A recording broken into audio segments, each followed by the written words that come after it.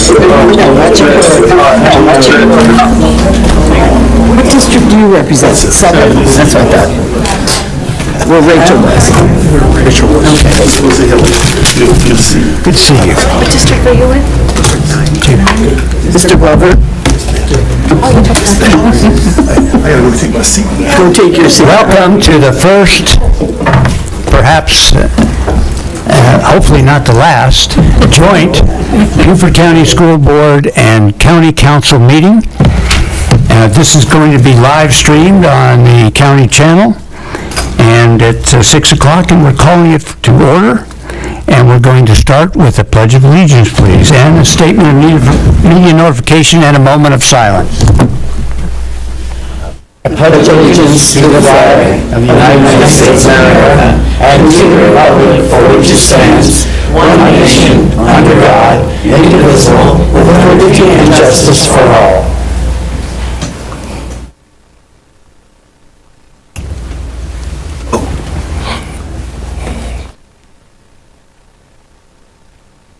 Thank you very much.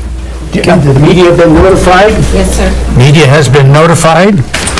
Wendy, who are you? We need a motion to approve the agenda. You should all have a copy of the agenda at your station. I move that we approve the agenda as written. I'll second it. It's been moved and seconded. Thank you very much. Any discussion? Hearing none, all those in favor signify by saying aye. Aye. Any opposed? Any abstain? Motion carries. We now have a public comment. We have some public comments. We have Carmen Manning, and her topic is educational excellence.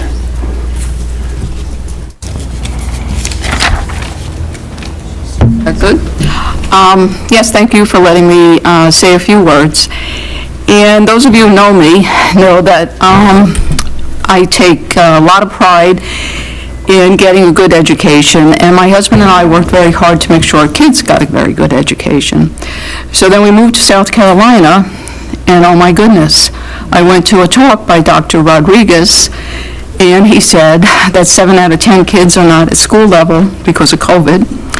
And when I looked it up at U.S. News and World Report, the state of South Carolina was like 46th in the country. Even though we spend more money than neighboring states, Georgia and North Carolina and Florida, we were that far behind. So that pains me. I don't have kids in the school system. I don't have grandkids in the school system. But it does pain me. And I think the repercussions are there, and that's why I call it education excellence.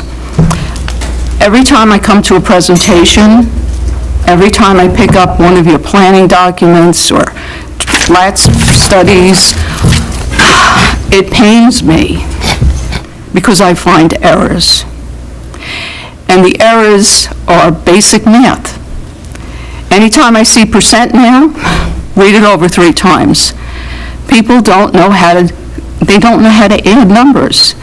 I was just at a meeting just recently where the slide said 1.45 quadrillion. You know what that is? 1,045 billion. And I was like, no, that's 1,450 trillion. And I just say this to you guys because you're the guys that are the leaders in our county on education, and it's very important. I would double whatever budget you have for math, and maybe double it again, because we're not producing people who know how to do math. And that's not just the grade kids and the person giving you change at the store. I'm talking about your staff. I'm talking about the reports that I see, and also at the municipal level. And we've got to do something about it, because if you don't have the right numbers, you guys can't make the right decisions. Thank you. Thank you, ma'am. Next person is Joy Cole, and talking about Willow Run.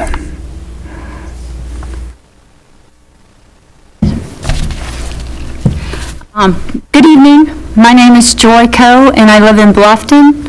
Thank you for having this meeting and keeping us informed. There are many of us within the Rose Hill community that have questions and concerns regarding the recent purchase offer by the school district for the property known as Willow Run. The property has remained on the market for many years because of the stipulation in the Ninth Amendment to the Buckwalter Agreement that if developed, the owner must construct the strongly opposed north-south connector. That road would open extensive commercial development on land that has been untouched. The purchase proposal makes changes to that agreement, which raises questions, especially with the town's proposed green space application that would still allow the town to construct the road. Members of the impacted communities have been requesting information in a meeting with the school district since early January. Just recently, our district representative, thank you very much, Carlton, finally agreed to meet, but then had to cancel as a result of spring break. We are again attempting to schedule a meeting for the week of May 12th, and hopefully that materializes. As someone who grew up in Beaufort County and as a mom, I have a great respect for education and ensuring that children reach their full potential. I am not opposed to schools, and neither are the communities around Willow Run. What we are concerned about is the feasibility of building complex structures on wetlands and wildlife habitats that have acted as a sponge for all of the development that has occurred in the surrounding areas. The additional runoff created by parking lots, roads, and rooftops, not to mention the additional development spurred by developing this property, will only cause further deterioration of an already compromised watershed.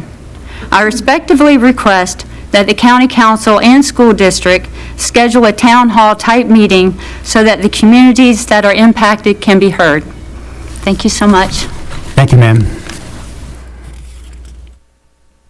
Next up is Mr. Mike Hagan, who wishes to talk about mutual cooperation.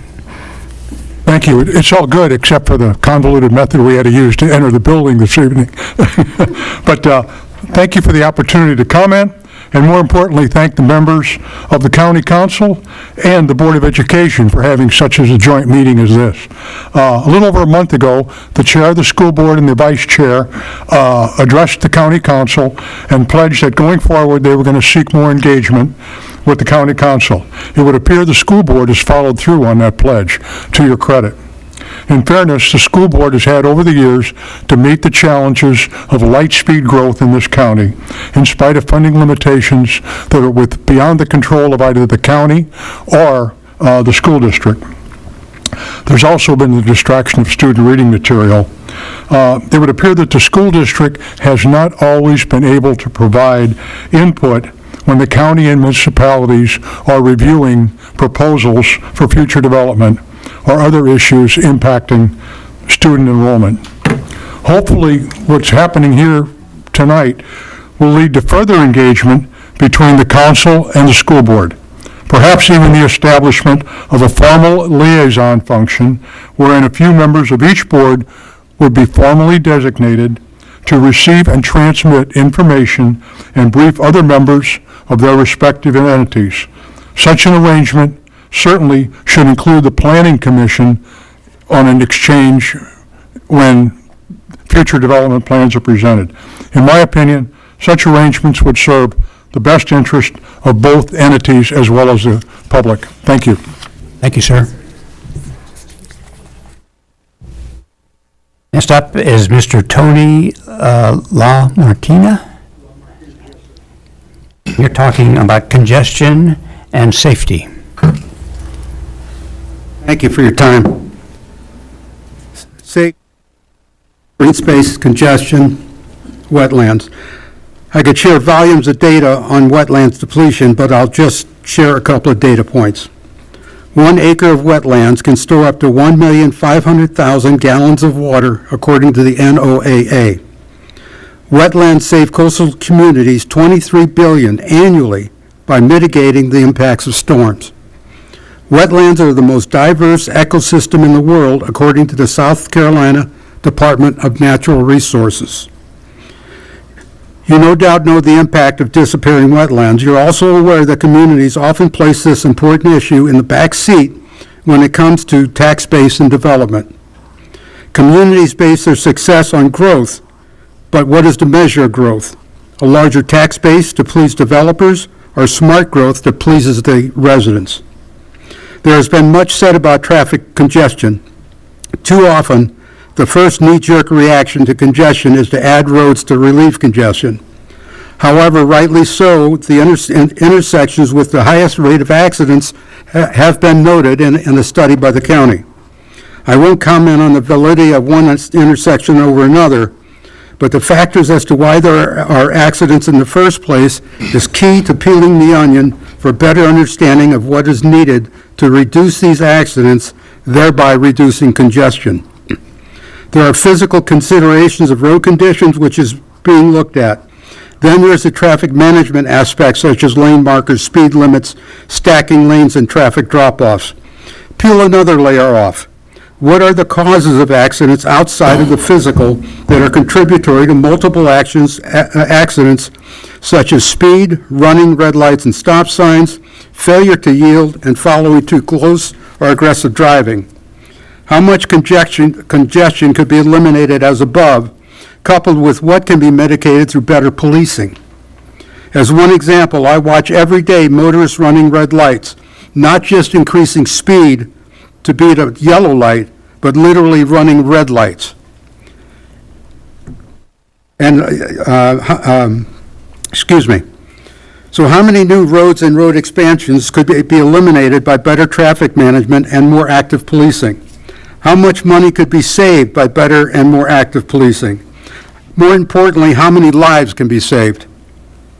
I don't lay this at the feet of the police department. They're simply understaffed to serve the communities after so much growth over the past 4 decades.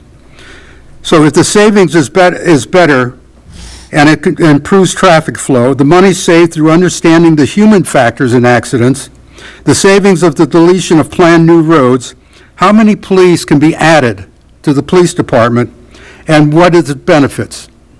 Not only do we reduce congestion, not only do we make our lives safer, but think of all the other things, the community action in the communities. Sir, your time is up, sir.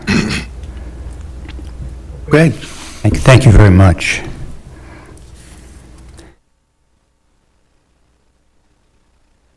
Next person is Ms. Lamarck.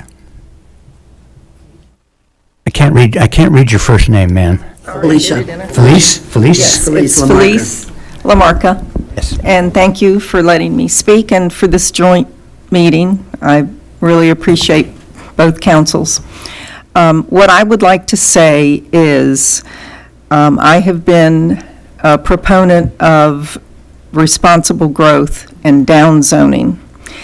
And Cherry Point is a piece of property that you were involved with on the redevelopment plans that were submitted. I don't have to go into the history and maybe one day over coffee who said, she said, and what said. But the bottom line is, we would love for the school district to own that 71 acres.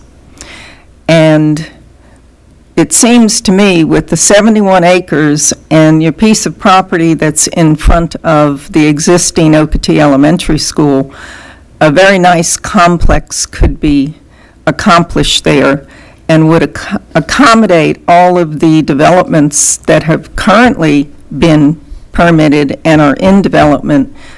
The families and the children would have hopefully a middle school and maybe even a high school. If not, then perhaps a beautiful park. I would help you any way I could to raise funds to accomplish this. And I think most of the time when the county has come to us citizens and asked us for money for schools, most of the time we accommodate because we see the need and we appreciate education. So I'm here today to simply ask you to not gloss over that piece of property before another developer decides to submit plans and see if there's anything Beaufort County School District and Beaufort County Council can do to acquire that property. Thank you. Thank you, ma'am. That concludes our public comments. The next item on the agenda is, of course, growth in the county, and that is something that affects us all. And I'd like to know who would like to start off a discussion about the growth. I'll start. You may or may not have seen this map. This comes from a study that was done by Soloco detailing south of the Broad. The amount of houses that are proposed to be developed over time. How much time? Depends upon the economy. 53,115 homes are coming. We know that that's going to be factual because we know that South Carolina is a state that is very attractive. But we have to break this down into two parts. It says south of the Broad, but it covers 2 counties. When you break it down, Beaufort County is going to have 7,297 of those homes south of the Broad. Jasper County, our nearest neighbor, is going to have 45,818 homes. That have a tremendous impact on everything we do, jointly, separately, our school district, our environment, you name it, that's what we have to deal with. That is the growth that we need to solve the problems of how we're going to deal with this. And I'd just like to add that that was presented at Soloco, and we'd be glad to share that with the school board. Some of you were there. I know Carlton was there, and you were there. But we'd be glad to share the full slide PowerPoint that was done by the subcommittee at Soloco. It is very informative, yeah. 6 years ago, the district hired a demographer, I should say, to take a look at growth. And we spent a good deal of money, and he spent a good deal of time, and he came back and told us that Bluffton growth would end in 2021. So the problem is that we can't get agreement with cities and county and the school district on what's going to go where, when. And unfortunately, our county and the southern county are so cut up by water and wetlands and so on that there's not a logical and sequential growth pattern out there. And I think the only thing we can do is talk to one another and plan together. And I think that was mentioned, and Carlton and I and other board members have been going to planning meetings to at least raise our hand and say, well, where are we going to put some schools? And what kind of data do you have as far as price points? Because price point of the homes that are being purchased have a lot to do with how many children we can anticipate coming as a result of that home. So this is really really hard, and it's also causing, there's a leading economic indicator. When you see those numbers of homes, that's going to bring other people to service those homes. And that's a different housing piece. And I know just in my neighborhood in Beaufort, we have a 500 home subdivision currently being filled out. We have a new apartment complex of about 340 apartments, and 2 more in process of being built within a 2-mile radius. And we have no good strong traffic accommodation as far as turn lanes and so on. And I'm certainly not for growth, because I like it the way it was, but it's coming. And we have an issue by Robert Small's International, or that's actually Robert Small's Leadership Academy. Right across Alston Way is another subdivision coming in, or it's an apartment complex. There's been talk, and I've talked to Mr. Dawson about a developer that wants to put in a development across the street from Battery Creek High School.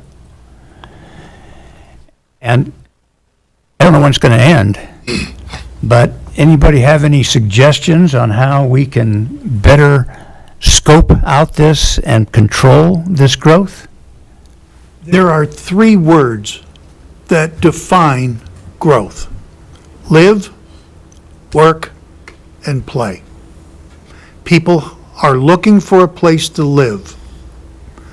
They're looking for a place to work. Hopefully, it's within a certain mileage of where they live. They don't want to live 50 miles from where they work or be on a bus for an hour and a half to go to work. And they're looking for an outlet for recreation, parks, art centers, you name those kinds of recreational activities. We have them, not enough of them. We have different types of people now moving to our state. COVID set that trend. We now have people who work from home. Once they started working from home, they could live any place. So they came from the high-cost Northeast states, California, wherever. Now we say, and numerous times we've had evidence that Beaufort County has a high cost of living.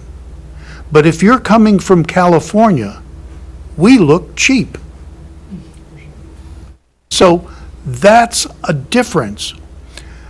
More and more retirees are coming. I live in a retirement community. We now have currently 9,481 homes in our retirement community. And we're going to get probably 1,000 more, maybe more than that. We don't work, we take advantage of other things here. So we have to be cognizant of that group of people, the services they need. We need more schools, yes. But we need health care, we need police, we need restaurants, we need all kinds of things. So when we talk about growth, we have to talk about every one of those factors that are going to affect our growth. And it starts with those 3 words: live, work, and play. Ingrid? Thank you. I so agree with you, Mr. Passman. And I think that the growth is going to be tremendous, but I think to your point, currently the growth we're seeing is 52 years and up age group, which doesn't mean they're not bringing children with them, but I think the most pressing issues are, in my opinion, healthcare is the thing that's on fire at the moment. And that's another area that I'm familiar with, in that people there's a lot of doctors retiring here, not a lot of doctors working here, not enough primary care, certainly not enough nurses, not enough senior assistant living type situations, physical therapy. But this is an area of tremendous possibility for the schools, because I think that we aren't going to import physical therapists and x-ray technologists, especially with the home prices. We're just not competitive with like Columbia and Greenville because we're a coastal town and because we are a retirement destination. So to your point, they're selling their home in California for $1 million, and it was a apartment over a garage, and they're moving here and just loving it. So it's going to be very competitive to import that workforce. We need to grow that workforce, and that starts in K through 12. That starts with the CATE expansion, working with the school district, working with the county to identify the most pressing needs, bringing in TCL and USCB. We should have a pipeline for middle school. I know a lot of people that want to be nurses, and they don't know about x-ray technology and phlebotomy and these other services that are essential to running a healthcare organization. So I think that's another area where the school and the county should be working together, because we have the workforce development piece, and you guys have the workforce need. And I think that's something that the schools can really work with, and where the county can help us, develop these programs, bring in other partners, bring in Novant and Beaufort Memorial and MUSC. So I see that as a real opportunity for the partnership between our organizations. Mr. Smith? In terms of growth, I want to piggyback just right off of what was just said. It's good to have the retirement communities here, but we have a younger generation here that we don't have nothing for them to do. And just like I've told us at the last meeting work session we had here, and I come in and tell you guys all the times. In this county, we've buried about 30 some odd kids last year because there's nothing for them to do. There's no safety outlets. Right now, to plug this mic in, because it's portable, at some point in time, this mic has to be charged. So how do you charge it? You have to do what? You have to plug it into an outlet. So if the kids don't have any outlets, or the younger generation don't have any outlets for them to go to, and in terms of talking about growth, then are we setting them up for danger and to not be successful?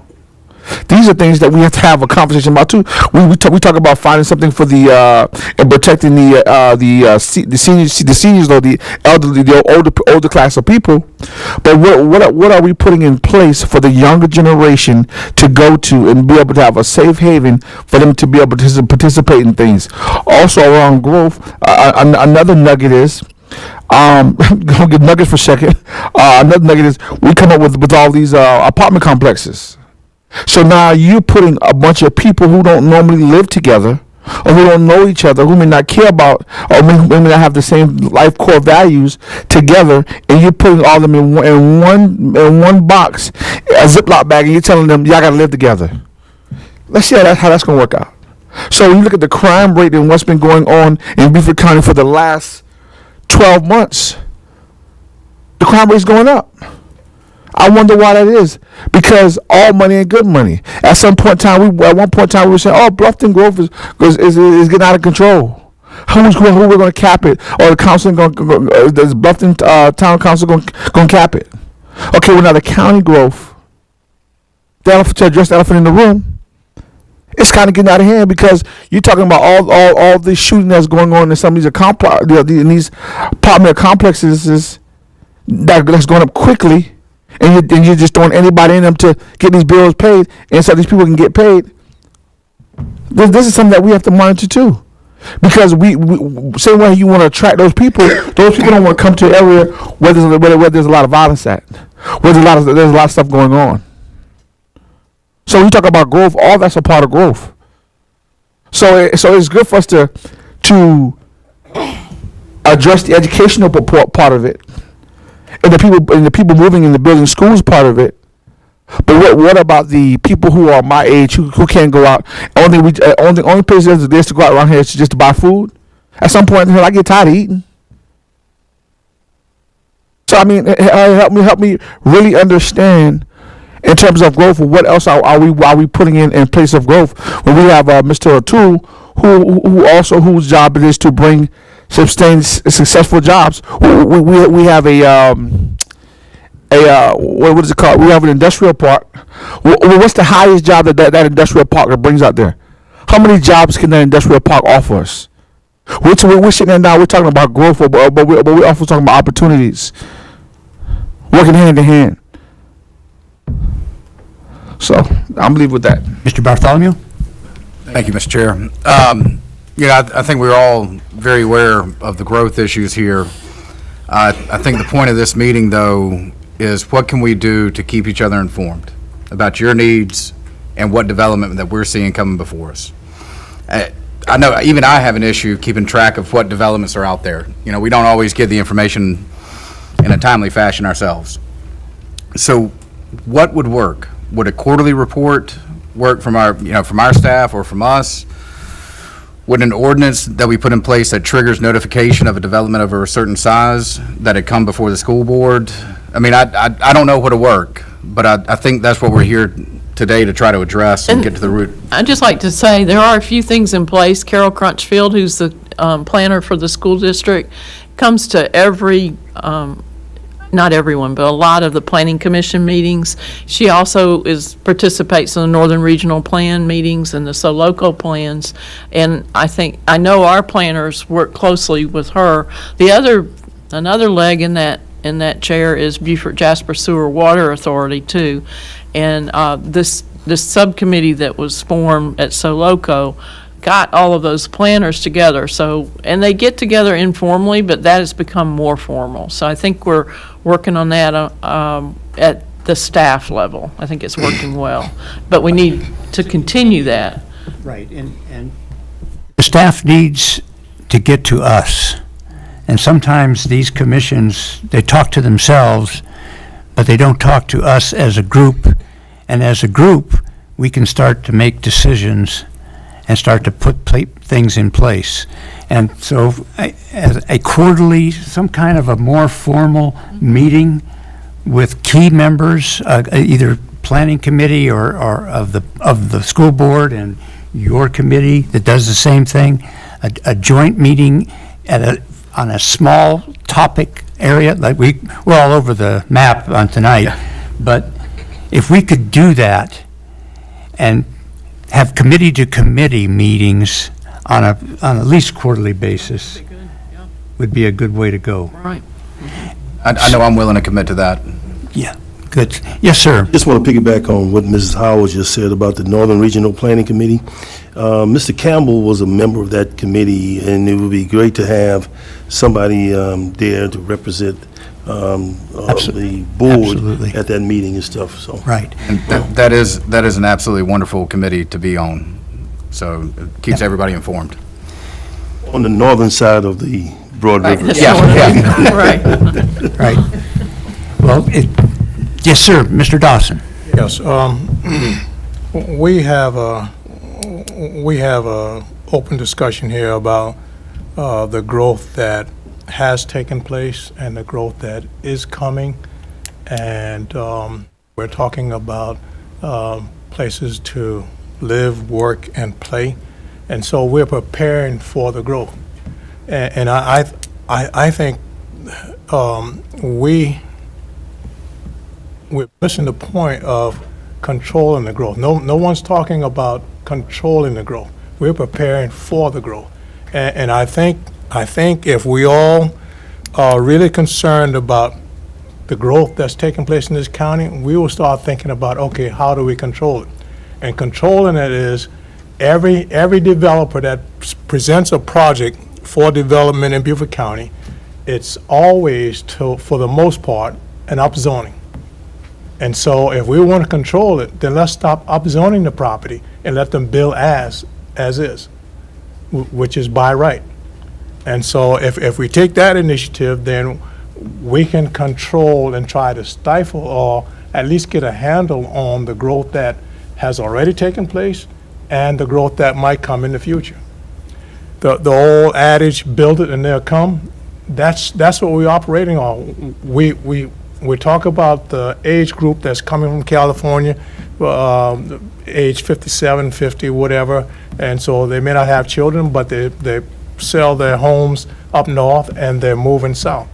Okay, so if we don't build the homes, then in my opinion, maybe they won't come.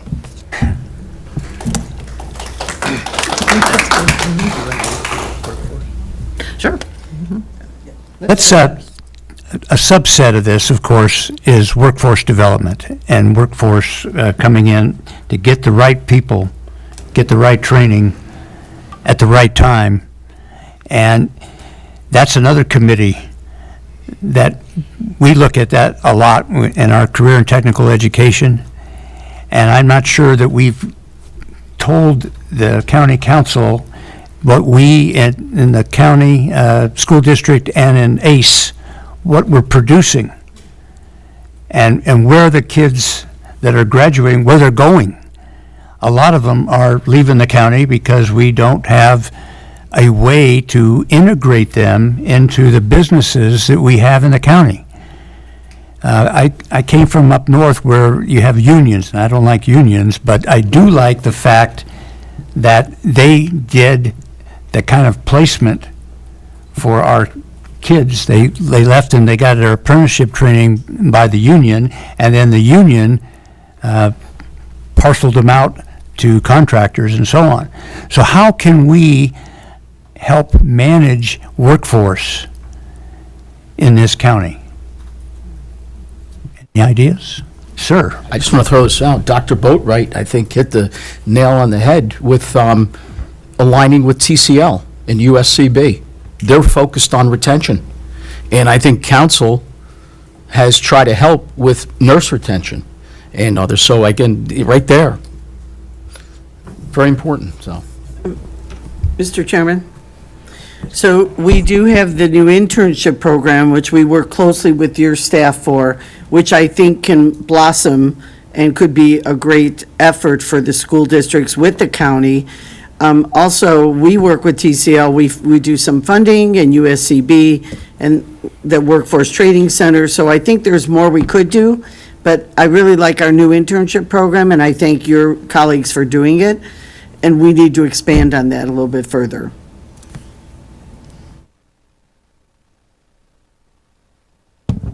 Thank you. Thank you.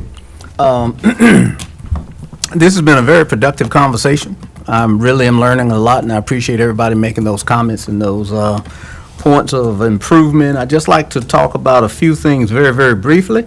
One is workforce housing. I think we have to not only talk about workforce housing, we have to help existing legacy cultural landowners monetize their assets without having to sell them off. That's always a point of contention. Now, I own a 30-acre farm in North Carolina. I'm working to do that myself. Instead of selling and developing this farmland, and which is 30 miles from Greenville, North Carolina. Greenville was 30,000 when I was there. East Carolina University, now it's 94,000. ECU has added a dental school, a medical school. The hospital is 5 times what it was. And now they're improving the roads to where my farm is. So instead of selling it, which the farm's been in the family since 1866, just like a lot of native islanders here and other places I've lived, we want to keep that land. So that's one of the options, I think, if we can come up with novel ways to actually monetize existing cultural assets without people feeling like I've been bought out and pushed off. That's the first thing on workforce housing. This afternoon, I was contacted by a gentleman from Vienna, Virginia, about he's part of a bank conglomerate, and he's looking to actually monetize and finance workforce housing. So I think there are a lot of things out there, and I think this conversation helps trigger a lot of what the possibilities are. The other thing is I think we need to think about new modes of transportation. Having lived in the Bay Area, a lot of people travel to work by boat. A lot. Now, there's some problematical issues with that, but at the same time, Beaufort County has 300 islands. About 7-8 years ago, a traffic study was done, a heat map, and it showed more than 1,000 people a day are coming from St. Helena on that far end of the island, up, over, and down to work on Hilton Head and other places. We should look at solutions to address that. The other thing is different modes of transportation, not only water, but also air. Mr. O'Toole has been engaging for some time now, Sky Drive, which is one of those helicopter that goes from very small areas to another, and that can alleviate traffic patterns. The other thing is connectivity. If we want people to stop traveling, we need to make sure that the millions of dollars South Carolina has given and the billions of dollars that the U.S. government has created to connect groups and people, we need to make sure Whale Branch in that area has connectivity so that they don't have to drive in and work. We also need to make sure people can work from home. So there's so many things that can be done. I just want to say a couple more things and I'll move on. The Northern Planning Commission, or whatever the proper name is. It's close enough. Okay. Soloco is the equivalent south of the Broad. And we've attended that. One of the things this chair has done is he has enabled us to be compensated for going to meetings where I never would have attended before. And we've learned so much. so much from attending your meetings. I had no idea the complexity of what the county council does with. And the nurse retention, that program that you were alluding to, we helped create that about 8 years ago. And it was a person who retired here and came and said, we got a massive loss for lack of nurses, and they put together something. So there's so many people here, human intellectual talent is here, it's a lot. I am very pleased and thank both of you for bringing these two groups together. I'm listening, and I'll contribute and help any way I can. Thank you. Ms. Gordon? Thank you. Can you hear me? Ma'am. I've been listening as well. I thank County Council for being here today. I thank the board. But I'm listening to all the conversations that are going on and the comments and things of that nature. One of the things that really caught me is we're talking about people. We're talking about the human part of this growth. So the comment is made, well, if we don't build the houses, they won't come here. I know when I moved here in '92, that was the mindset. And then the mindset became, if you build it, they will come. So we built schools in Bluffton. And it had, what, over 800% growth? And it's still climbing. So what do we really want for this part of South Carolina? Do we want the growth? If so, we need to embrace it and work together for that growth. It's coming. St. Helena Island, they didn't want the growth. They had a 2-lane highway until one day there was a parade and there was an ambulance trying to get to someone on St. Helena, but they couldn't get there because of the traffic.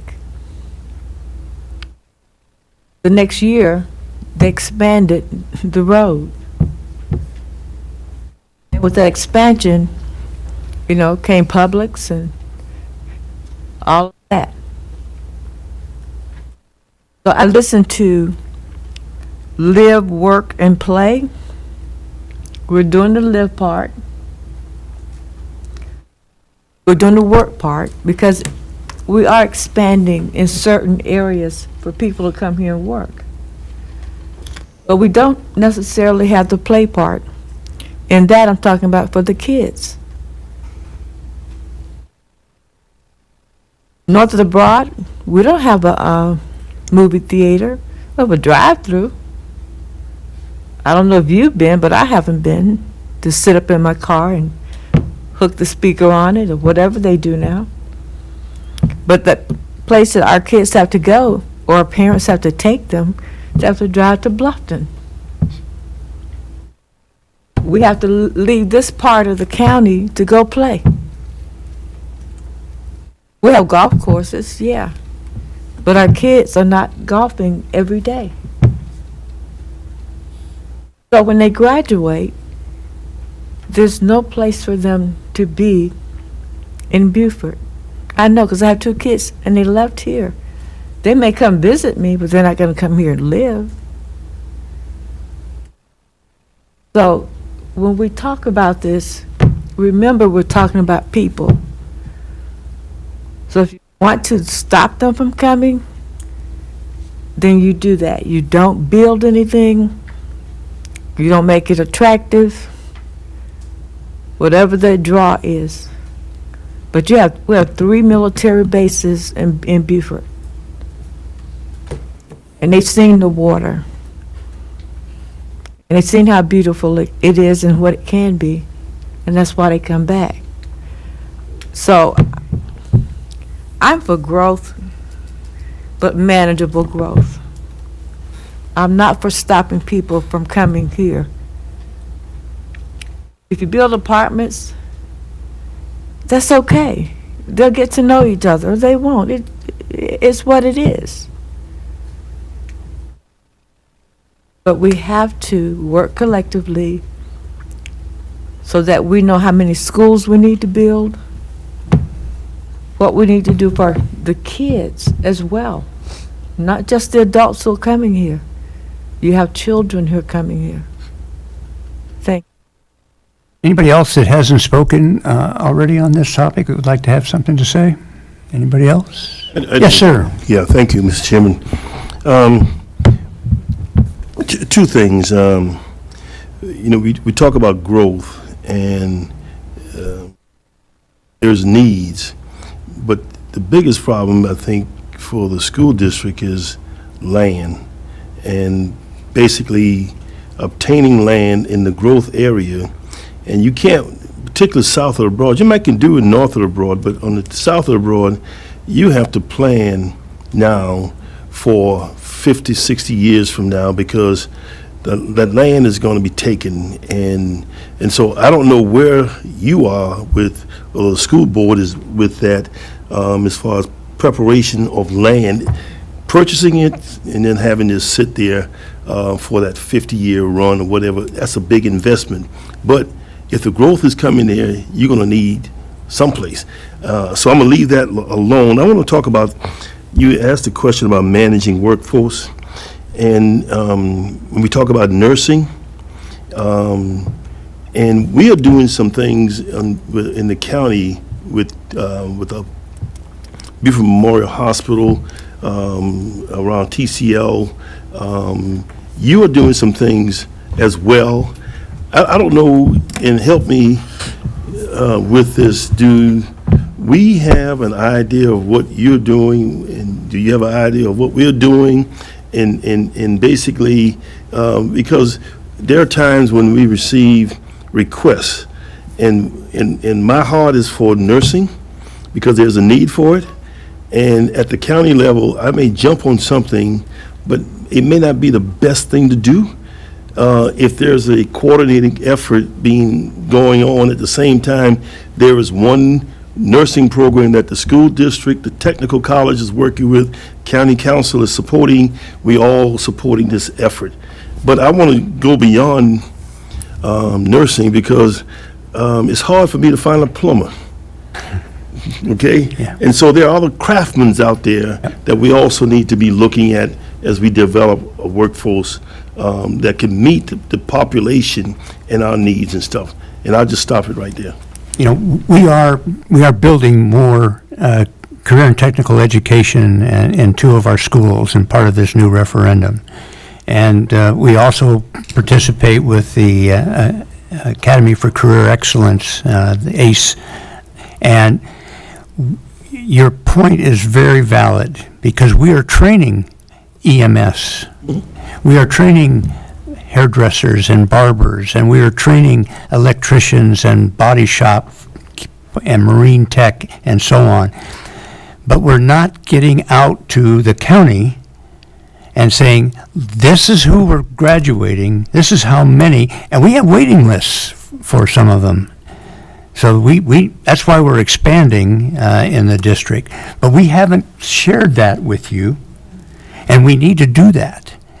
And then you all can come back to us and say, we know what's coming. In fact, I was at a county council meeting, and you gave a zoning for a new company on Trask Parkway. And so I went right back to Dr. Rodriguez and said, there's a new business coming in. We need to have our CTE person contact that business owner and say, what do you need? What kind of folks do you need? And then we see what we're doing to provide that. Again, that's that communication that we can get by participating, and Tab comes to and listens to our meetings as well. But frankly, there has to be more of that. And that's why Mr. Dallas and I go, and other board members, Mr. Smith goes to county council meetings to listen, to hear about what's happening, so we can come back to the school district and say, here is a need. And we're going to continue to do that, and I hope that we can then have these meetings together and make some decisions to make things happen. And Mr. Smith, you're wanting to say something. Oh yeah, but and that is true, and also in the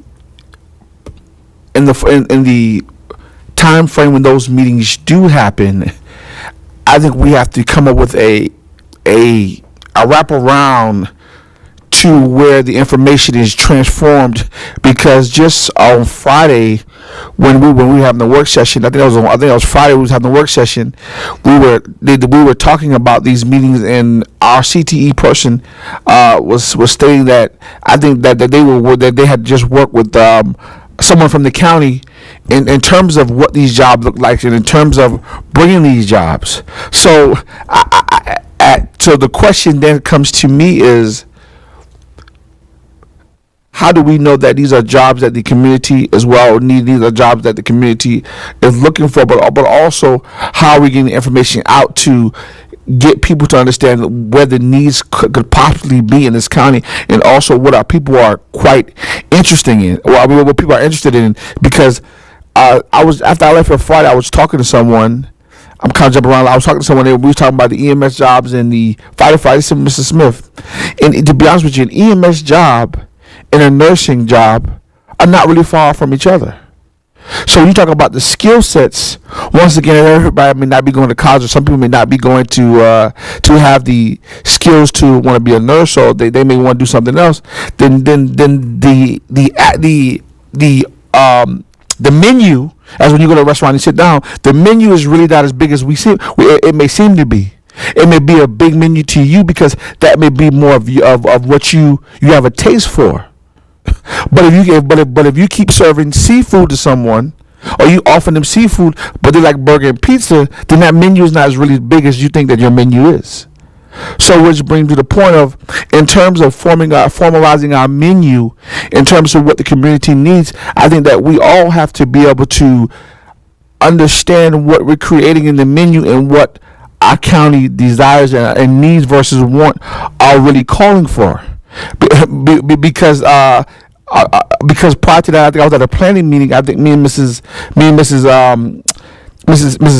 Howard was there, and they were saying something that, in terms of one of the building codes, were that something had came forth in terms of building, but they were saying that they couldn't get in contact with district staff, or that or the question was, okay, well we have a question in terms of how would the school district feel about this. And I went into particulars of it, but they were saying that, hey, we can't get in contact with school district staff. And then one person said, well, we did get in contact with Mrs. The same person you just called, Miss Crutchfield, about something. And so once again, sometimes staff may not be talking, or sometimes they may think that our actual council knows, and we don't know. So therefore, there's a disconnect there. So that's why I brought the issue about wraparound, because we have to create an engine where we can all understand what's going on in our community in terms of what that look like and what we're trying to bring. Because if we don't know, then we can't respond. And sometimes things may be good fit for some communities, and they may not be good fit for other communities. Thank you. Oh, also real quick, also in terms of the Lazy Middle School too, in terms of growth, we're talking about cutting off and putting a light at Lazy Middle School. We'll get to that in a minute. Okay, that's okay. Let me just piggyback on something. We just approved in our funding for next year. We're moving from 28 hours on, 48 hours off to 24/72. We're going to need EMTs. And that's something that you are doing. I don't know whether you're aware of. I asked the question, are we getting homegrown folks? And, I didn't get a satisfactory answer from staff, but I want to let you know. Okay, Good. Thank you. Mr. Passman? To try and put a bow on this. Yes. I wrote down some things. EMTs. In this area, 24 hours we have on, hospitality, 48. And when you think of hospitality, you think of just restaurants, but it's more than that. We have hotels.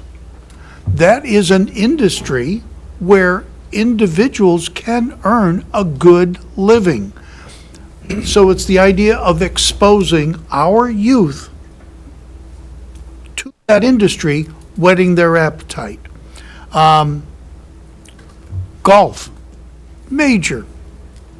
That is another industry that is high-tech now. To be a superintendent of a golf course, you have to know a lot of things. So hospitality is one. Law enforcement.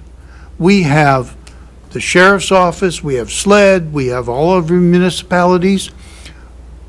Here's an opportunity to explore that career, what it takes to be healthcare, not only in the hospitals, but all of the support systems in the hospital that are needed. Aerospace industry, high tech, and finally, marine. We're surrounded by water.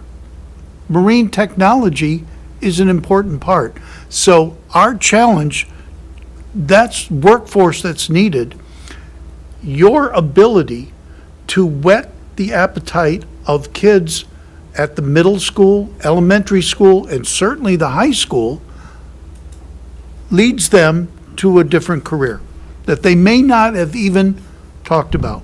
We always talked about, well, when I went to high school, this job didn't even exist.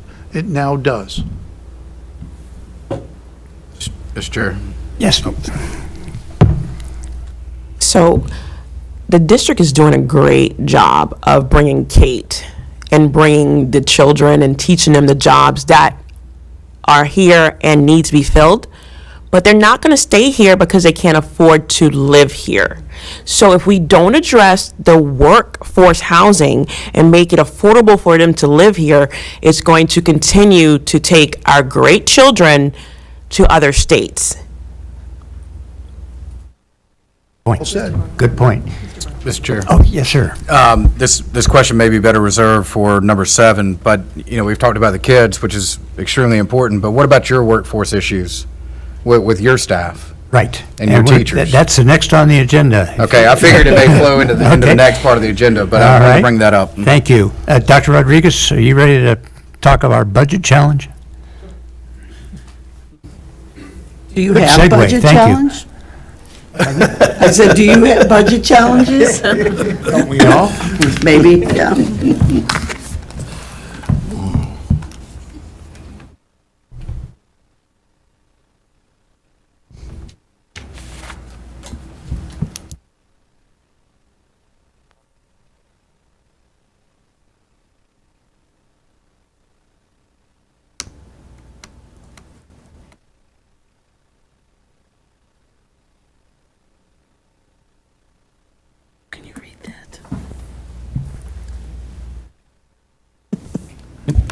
Can you hear me? Okay. Yes. Good evening, everyone.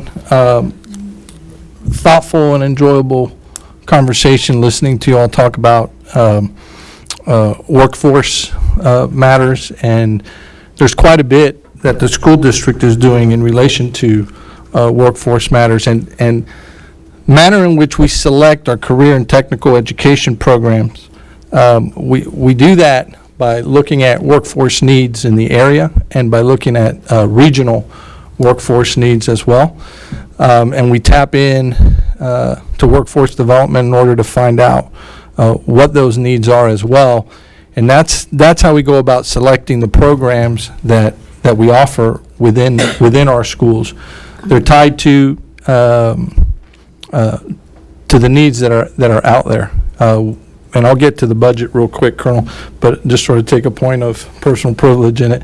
In the conversation, I heard a lot about nursing.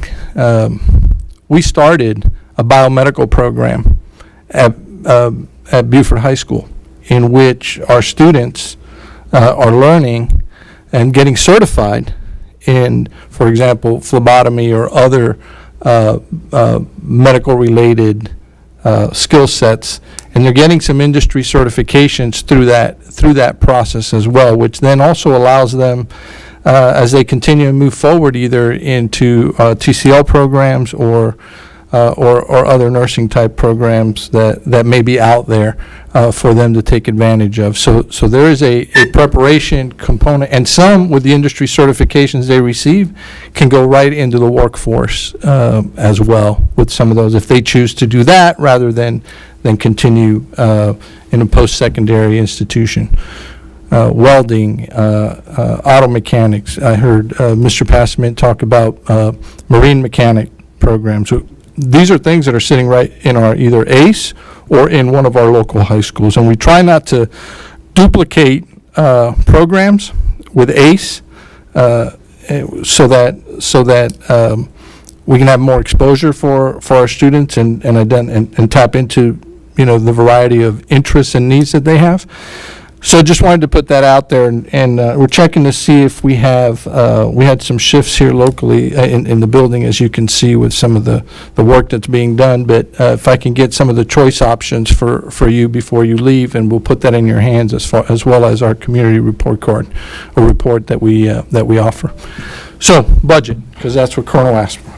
So with respect to challenges, as it relates to the budget, one of the critical aspects that we're dealing with, certainly on a regional level, up and down the coast of South Carolina, comes to compensation for educators.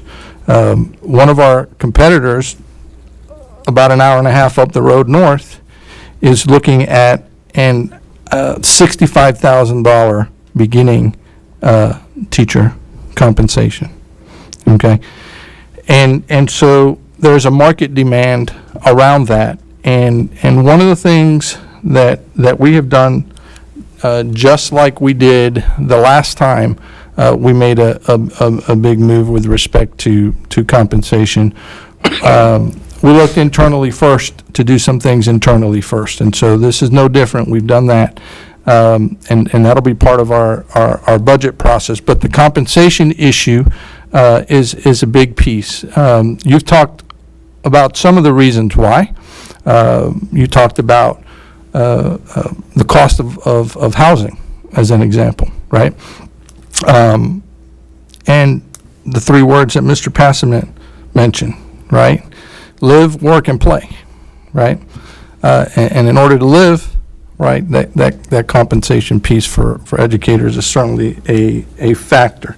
So we're looking at an increase compensation there. We had a budget workshop with the board on Friday where we talked about that, and we got another one at the next board meeting coming up to discuss that with them. Recruiting efforts across the country. Education and teachers is a critical shortage. For example, and for instance, any cohort of teachers entering the profession on any given year, by the fifth year, 50% are gone. In addition to that, you have normal retirements, and things that go along with that, transitions, movements from one county to another, movement from one state to another, all of those issues. But there's another one that in November was brought to the attention of superintendents, and that is a very serious issue, and that is the fact that colleges of education have seen right around a 70% reduction in people entering the colleges of education. Okay, so that is one of the challenges that school districts across the nation face in the recruitment of educators and talent into the systems. What do? We have hiring fairs that we offer. One of the most critical shortage areas is in special needs education. That is one that experiences a lot of burnout, because typically there's just a lot of meetings and paperwork issues associated with things like special education. That's not new, but it's sort of exacerbated at times. So we have a specific special education hiring fair that we have in place. We had this year something unique and new that I'm not aware of anybody else doing anywhere, but it was a hiring fair and connection where we had a 2-day event, one in which we brought people in the night before, the candidates in the night before. We had principals, we had some board members that attended, and had a more of a connection and a get-to-know event with them, and to offer a little bit about what the Low Country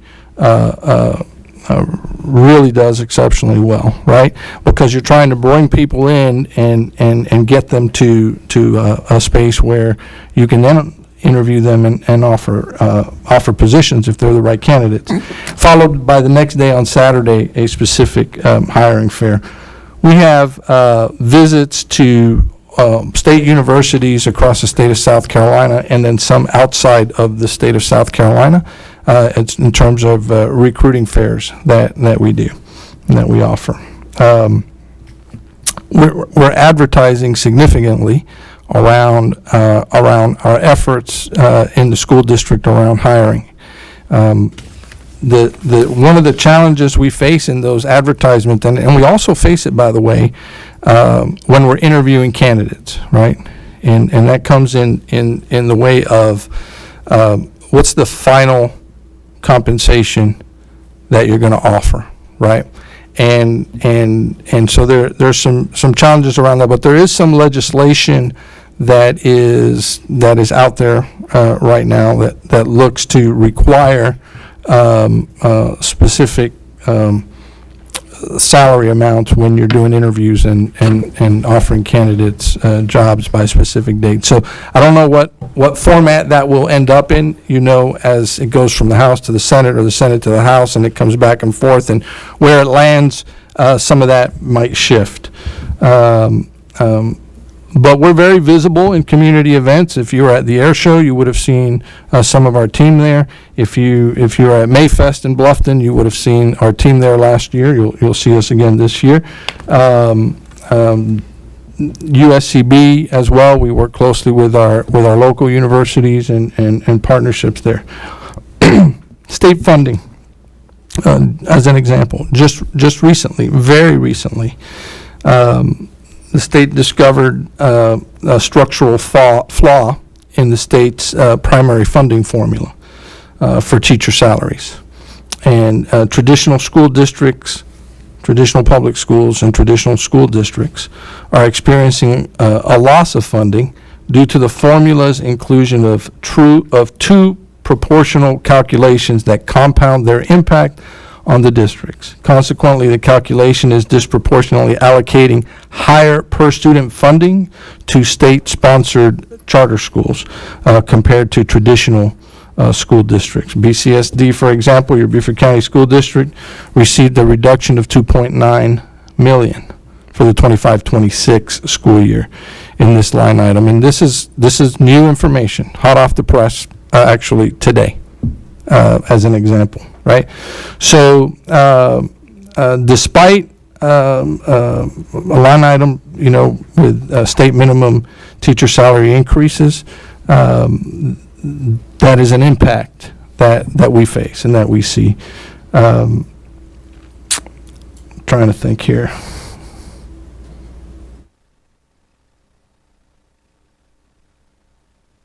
One of the other factors, when I first got here in 2019, the retirement compensation, the years recognized went up to 24 years.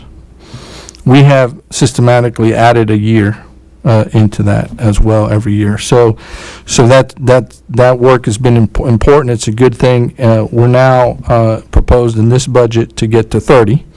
But you have some school districts that are out there recognizing 40 because over a 10-year period, they've done that, right? So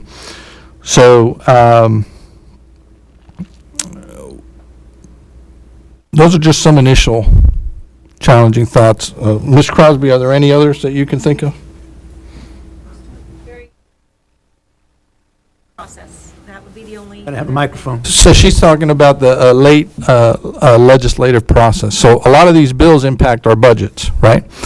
But they won't be solidified or won't be finalized or in place till essentially we're so far down the road within our budget, right, that there's very limited time for any reaction to any of those legislative impacts. Did I capture it? I did. I got a thumbs up from Tanya, so that's a good thing, guys. I have a question. When you said you're trying to get the age up to 30, you mean where they can get increases up to? So the retirement would be recognized, 30 years of retirement would be recognized as opposed to only up to You 24. get steps every year? Yeah. Great. Yeah, increasing the steps, yes, that's well said. So they Thank don't you. retire at 20? I don't want them retiring at 20, no. What is the starting salary being proposed for the next school year? The starting salary we are proposing for the upcoming school year is at $60,087. And is that first-year teacher bachelor's degree? Yes, sir. Do you have step and guide for bachelor's, master's, doctorate? Yes, sir. Excellent. Thank you. Mr. Bartholomew? Yes, sir, thank you. You had mentioned that the late legislative process creates some issues, obviously, as you're in your budget process. Is there anything with our budget process that's creating issues for you with recruiting? Probably the same timeline with the readings. We usually can't solidify our budget, finalize it, right, until usually very late in June. And the important note here is as we move through our we're in hiring season, right? And we've been in hiring season for a couple of months for sure, right? Well, we take that back. We're always hiring, okay? But the thick of it, right? With you're notified that people are retiring, and then you've got graduates, and we're all competing for the same grad, right? For a couple of months, all the way through, we're doing that. By the end of June, most candidates or many candidates are probably gone. Would you say that's true, Ms. Walton? Yeah. So the later we go with it without finalizing, right? That holds us from officially saying, here's a specific salary. So I don't know what the final verbiage or language in the legislation that's out there is going to be, but that's something. I understand, and follow up to that question. This council voted to give fiscal autonomy to the school board. Yes, sir. And I believe we were waiting on the state to take some action. I don't think that action has occurred yet. No. Is there anything that we can do locally to make sure our budget process is sped up so that you can go effectively recruit and have a better idea of what your budget's going to look like? I would, Ms. Crosby, you have any recommendations on that? Crosby, well, she's our Chief Financial Officer.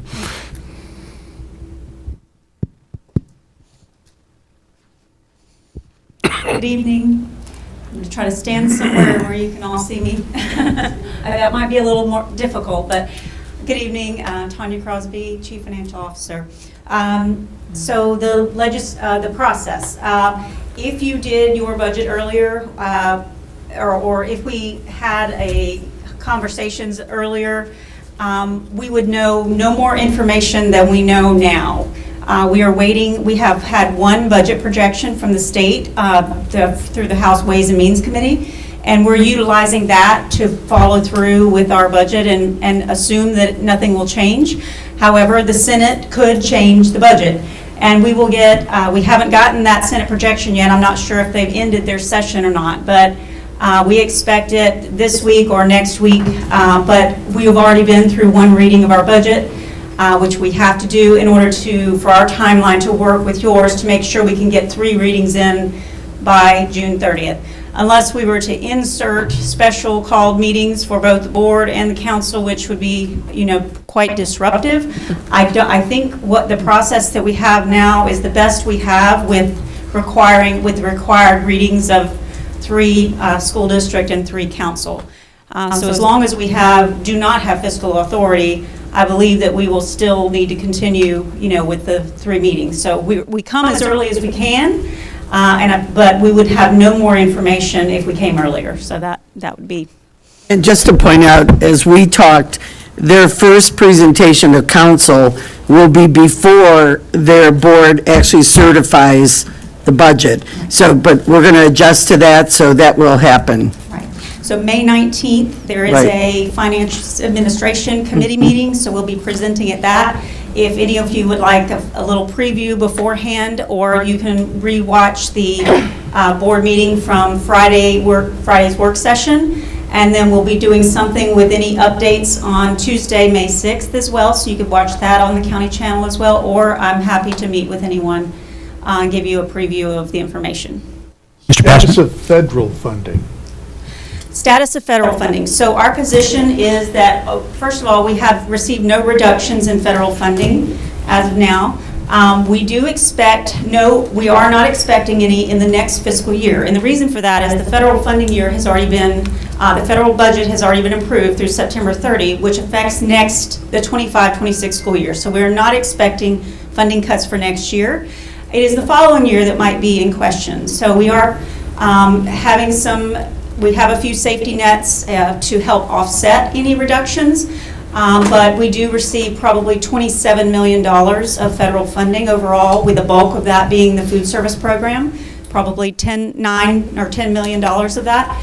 So we do have a few ideas and things that we're doing to be able to offset some of that, but it will not offset $27 million. But I don't anticipate a full cut of anything. But we're just monitoring it very closely from the federal level, but I think we have a little bit of time to be able to get more information. Mr. Chairman, I watched your workshop, so can you talk at all about, I heard something about compressing years 1 through 5? Yes, so we mentioned that was intriguing. Yes, so it's actually an idea from Charleston County School District. They are actually, we're calling it consolidating steps 0 through 5 in the step schedule. That would be across every level of education, bachelor's plus 18s, masters, and so on. So what we've done is follow in line with the Charleston model, is consolidate those. So instead of starting at 50, so we plan to give a $4,000 increase to get us to $55,000. But when compressing and consolidating those 5 steps, we're moving up another $5,000. So steps 0, 1, 2, 3, 4, 5 will all be at $60,000. So each year, a brand new teacher coming in at $60,000 would be eligible for only the cost of living increase that occurred after this year. So they would start at 60, which would sort of fast track them 5 years ahead of schedule. And then next year, if we gave a $1,000 increase to teachers, they would receive $1,000, but there would be no step increase for them until they reached step 6. So, but a benefit of $5,000 advancing is quite an accomplishment, in that level, in that profession. So we're looking to, and the cost is minimal compared to the cost of moving the entire scale up. So it's a $2 million cost per $1,000 of teacher salary increase, but just consolidating those items is less than $2 million, $1.5 million. So it's a big move and a big change for teachers with a lesser impact on the budget. Of that and for doing it, I thought it was fascinating. I'm an educator, I would have loved to have been able to do that, so I give you credit for doing that. It's great. I give credit to Charleston. I'm not saying that. Just to let you know, we have 1,639 teachers. So it's a significant part of our budget. Always is. We now need to move, we got to talk about a piece of property that we are both kind of landlord and tenant. That is the property in Lebico that is a location of one of your libraries. And this is the Beaufort County School District's land. We have been wanting to sell it or give it away. We can't give it away, but we'd like to not have control of that because it's more of a liability, not an asset. It's not big enough to put a school. And have really no need for it. Right now, there's the library and there is a building that needs a lot of work that Head Start was using, but it's really a tear down, I believe. But we'd like to figure out a way, and there's a number of ways that we can do this. One of the ways that would really be nice if we could figure out a piece of property that you have that we could use, and we could figure out a swap, because that's a lot easier to do because of the regulations that the state gives us about getting rid of property that the district owns. How many years ago was it that Councilman Dawson and yourself and Chuck Atkinson and myself, we met out there? Was that about a couple of years ago? Is that right? Mm-hmm. About 3 years ago. So, well, we are working on a very comprehensive list of our properties now. I'm looking to Mike Moore to see if he has any comments. We do have a list of excess properties that we can discuss now or at any point, if we want to look at options down the road, so. We can get our planners together, put their heads together and come up with something that they can bring to both bodies and see if we could find a way to accommodate both needs. We can look at that. That would be wonderful. Councilman Dawson, you have anything you want to mention on that? No, I refer to staff to actually proceed with this, and just maybe something that we can work out. So the next item is the possibility of redesigning Ladies Island Middle School to include a creation of a potential park on adjoining property. I attended, and Ms. Howard attended a meeting of the Green Space folks. And Larry, who's online, was there too. Yes. The committee. Yes. Yep. Yes, sir. And that property, as you come on the highway or road out to Fripp Island and so on, is right by where we turn in now to go to Ladies Island Middle School. It's wooded property. It's adjoins our property, and the green space folks say they'd like to give it to the district. And we talked to Mr. Bartholomew about could we use it as a park. The green space people just want it left green. We don't want to spend a lot of money trying to make it into a green space. It's heavily wooded. Maybe use the brush hog to go through and cut the weeds down once or twice a year. And it could be used for something like a Renaissance fair or something of that type that could be used. It could be used without a lot of work into a farmer's market out there. So I've talked to our board, it's been discussed to our board in our committee meetings, and we'd like to know what the county council's thoughts are on this. If I may, this project's been, a lot of work has gone into this project, and I just want to remind everybody, it still has not gone through due diligence yet with the Green Space Committee. I think they're having a special call meeting May 16th to hear it. Then it has to go to Natural Resources. But if it does come through, I'd want to thank y'all for even the willingness to even accept that property. I've talked to Kevin Phillips over at the city or town of Port Royal, trying to figure out ways to offset any maintenance cost associated with it, and he's putting me in contact with the folks that run the Saturdays Farmers Market. So maybe we can coordinate an effort if it goes through and everything works out. If y'all take the property, maybe we can coordinate something to generate some fees to offset any maintenance cost on that. It's private property right now. It's gone through a green space application. Like I said, it's, Still in due diligence. there's been a lot of moving parts with the school board and green space committee, and I was purposely not there. I wanted to stay out of it and let the green space committee be independent. Hopefully that moves forward, and I think this would be a great place to bring some identity to Ladies Island, and with the, if we can work out an agreement to have access to the parking lot after hours, I think we could have oyster roast, and it could be Live Oak Park, but for Ladies Island. So I think it'd be wonderful for the community. The property is being looked at by a private, wants to put a gas station or some kind of I think storage units. storage Last I units, heard. there. And we'd rather not have that at that location. Understood. Yes, Is this the land that we spoke about in our work session on Friday? yes, it is. So why doesn't the county just purchase it and take over liability and everything instead of the district? I think my understanding was the proximity to the school and having access. Sure, because there's 2 lots, right? We did look at the map. There's a lot that we already own, and there's another one. It's both, they're both together. Okay. That was my understanding, due to the proximity to the school. I think that was the point that they were working on. We are in the process now of adding a traffic light there. Yes. How does that Not at work? that lolocation, it's farther to the east. But it's Yeah. further east or Farther west. west? Farther Right, west, yeah. yeah. But yeah, I'm trying to understand. I had not seen it, and so I was not aware of that, but just wondering how.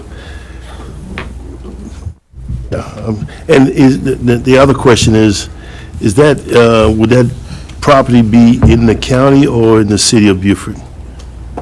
If I may answer that, it's in the county. I know it's kind of pigeonholed throughout there, but it's that particular parcel is in the county. Right, it is. Yep, David's right. Well, there's a couple of other definitely to say about this. First, I'll start off by saying that actually I go right back to what Mr. Glover was speaking about. Actually, there are, in terms of that stoplight and also wanting to close that entrance on the another part, there's definitely a problem. Because not long ago we had a situation happen on Island St. Helena, and if we didn't have that entrance, we would definitely have had a lot more problems than what we faced at that time, because we had that entrance that helped us out, and the project that the county is proposing or is mandating. It's a problem, because you're talking about closing and putting a traffic light there, and then having us use the back entrance.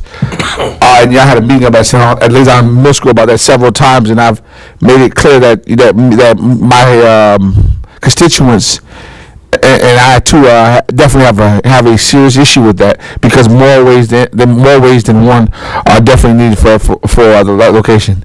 That was mentioned, and that Cougar Road is what it's called, and we told them at that meeting that we want to keep that road open, and it's right now it's an issue with traffic. The traffic department has to look at it. And Jared Freilix is here. Yeah. Here. Yeah. Brian. If he's Brian Bauer. It's Brian. And Brian, I'm sorry, Brian's here, our head of engineering. Thank you. So, yeah, we did discuss at the Green Space Cougar Drive, and county engineering is open to staying open. It does come out onto, 21, which is DOT route, so they would have to have some say in it also, but county engineering is not opposed to it staying open as long as there's some restrictions on it being right in, right out, or possibly a gate when it's not drop-off pickup, but we're not opposed to it staying open.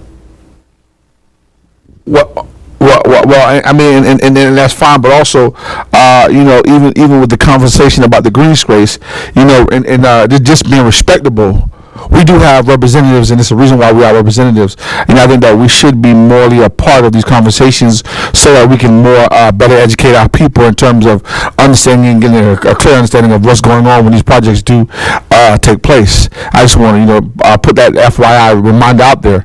In terms of Lazar Middle School, that I believe that I, Mrs. Gordon, and possibly a couple others, we are representatives of that area, and we do have constituents that go there. So in terms of, I hear what you're saying, but I think if that information could be brought back to the public, because in the last public meeting that we had at our middle school, there was a serious push, so if we could finalize that information and get it out to the public, that would be gracious, and also if we can pin it down.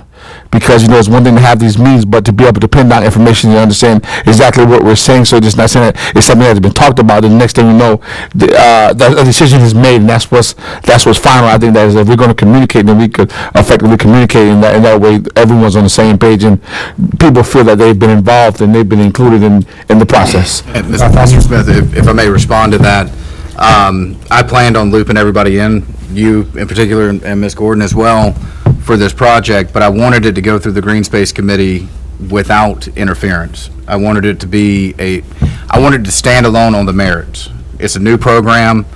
Now that it's starting to come out of that, that's when I was, y'all had that meeting last Friday, I believe. Now that everybody's kind of well-versed on it a little bit, if it gets the thumbs up from the Green Space Committee May 16th for due diligence or to move forward to the Natural Resources Committee, that's when I was planning on having that conversation with you. I wasn't trying to keep anybody in the dark. It just was not ripe yet for discussion. And I appreciate it, but just a pre-option note that this is something you may hear. That's just cause I appreciate that. Yeah, I mean, absolutely. I'm not overlooking that, but that's all. And then in terms of the green space, I do think that as a community person, that any green space, any space that could possibly be used for the good of the community as well as the students, I think will be a great thing. And I don't see why we would not, even if we have a project of students, we talk about CTEs, we talk about golf courses and different skill sets. Hey, here you go, some property, do some different thing on right now, in terms of the maintenance of that and some other things. I think we would have some opportunities with that green space, so I look forward to seeing where it may go and what opportunities that it may bring us in. Okay. Mr. Chairman, before you move on, Yes, sir. Could I have staff, Brian, Mr. Furley, speak about the road that we are talking about coming across from Gay Street into Ladies Island for access and egress. How does that relate to this particular property? Is it separate, or is it part of that property, or what? I'm just lost. So we will need a small portion for easement, for drainage, and possibly for right-of-way. And that would come out of the engineering, would buy that portion of easement and right-of-way. But so it is the same properties. The separate parcel next to it that's not subject to this, right? Yes. Yeah.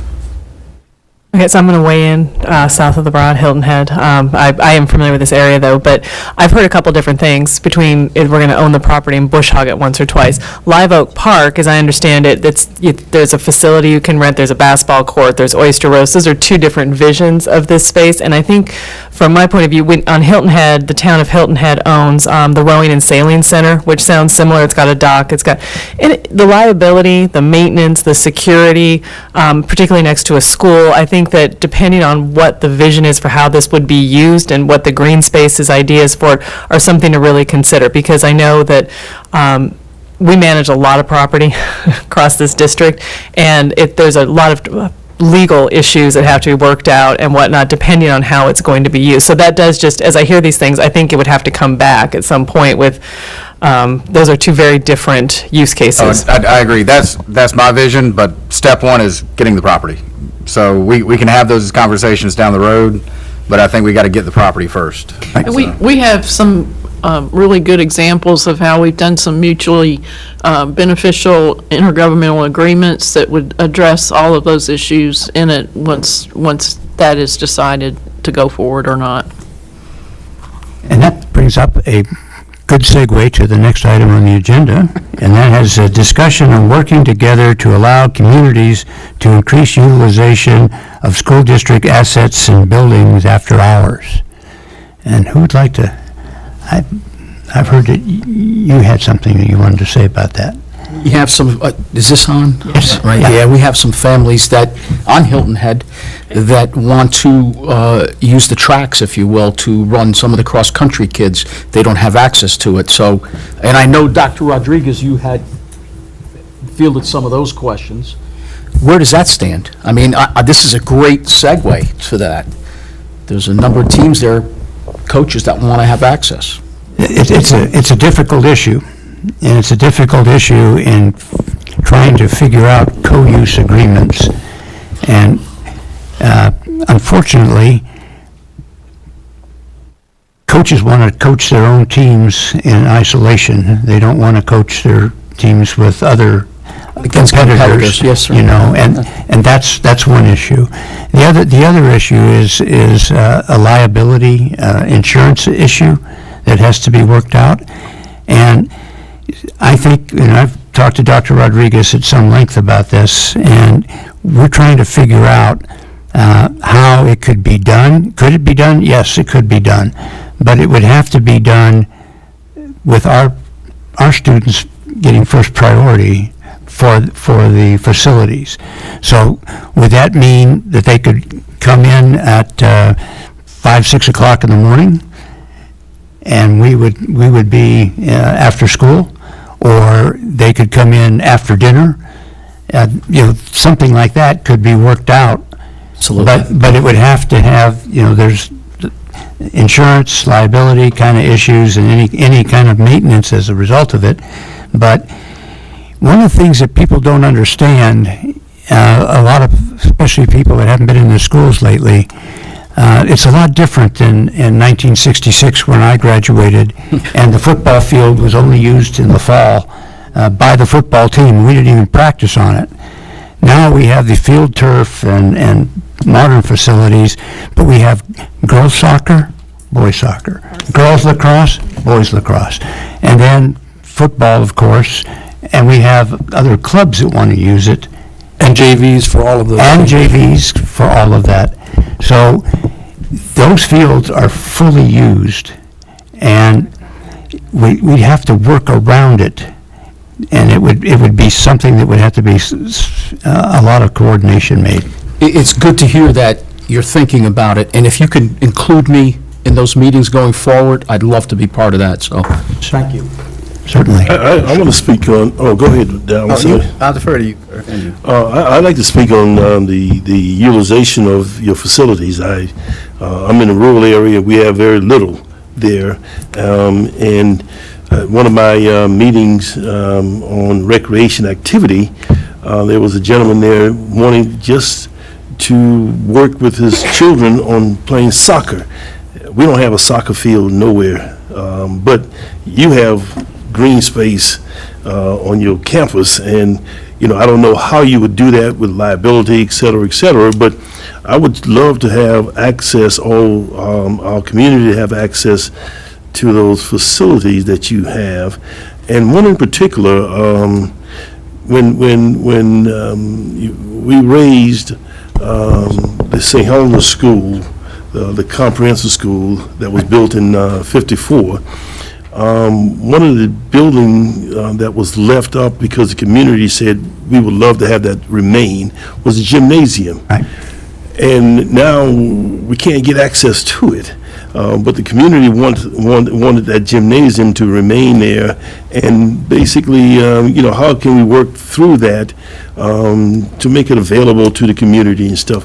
You did a great job. You spent a couple $1 million refurbishing it, and it's an excellent facility now, but you know, just having access to it. I don't need to work out things now, but we have you know, our pals, Eric Brown is working, and he's brought back an agreement on some of your facilities, and but that was left off. So if you can work that out and stuff, we sure love to have that available and stuff. So. That PALS model is really a good model to look at, because that is a county-sponsored activity, which has, and you all have liability and so on. So I'm certain that there's be a way that we could figure out. Well, I hope we can. I would love to. If we can sit down and work it out. Yeah. Mr. Chair, can I weigh in? I'm not sure this is feasible. And I'll tell you why. The liability and the maintenance costs. Since in 28 months I've been on the board, when I look at how much maintenance and deterioration in the fields that have been done from our use, that's a significant amount of money. And then the liability. We've all heard of some activities that have taken place at our schools where someone was shot. That damages our reputation. And we as a public school, we take every person who says, I'm eligible to go to your school. And so we have to be extremely cautious about protecting the assets and protecting the reputation, because otherwise people say, well, I'm not going to go to your school because there may be a shooting there and it's not even us. That's the reality that we deal with. So whatever the points are, that's my particular position should it come to a vote. Right. And that's the issue with private groups. That's something that we could look at with county, like the Palace program that's being done in many different venues. So, I've looked at some of the physical facilities that the county has created. I've heard multiple people say we need more athletic assets in the county. I did not know that was a county issue. So why are we going to entertain it? For me, school scores. Do whatever we have to do to make sure classrooms are safe, which they are, but even more, and that teachers don't have to deal with a lot of issues in the classrooms. That's where I'd like to see our money spent. One more thing, please, if I may, Mr. Chairman. Dr. Rodriguez, talk about SOAR for a minute. We did some joint things together with SOAR at schools. How does that differ from what we're talking about right now? SOAR were our students, and they were field tripped to that event. And that was at the county park, at the,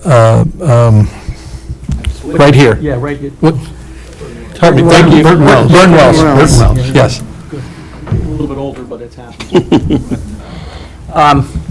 But we talked about even opening up more of the schools for SOAR in particular. Where does that stand?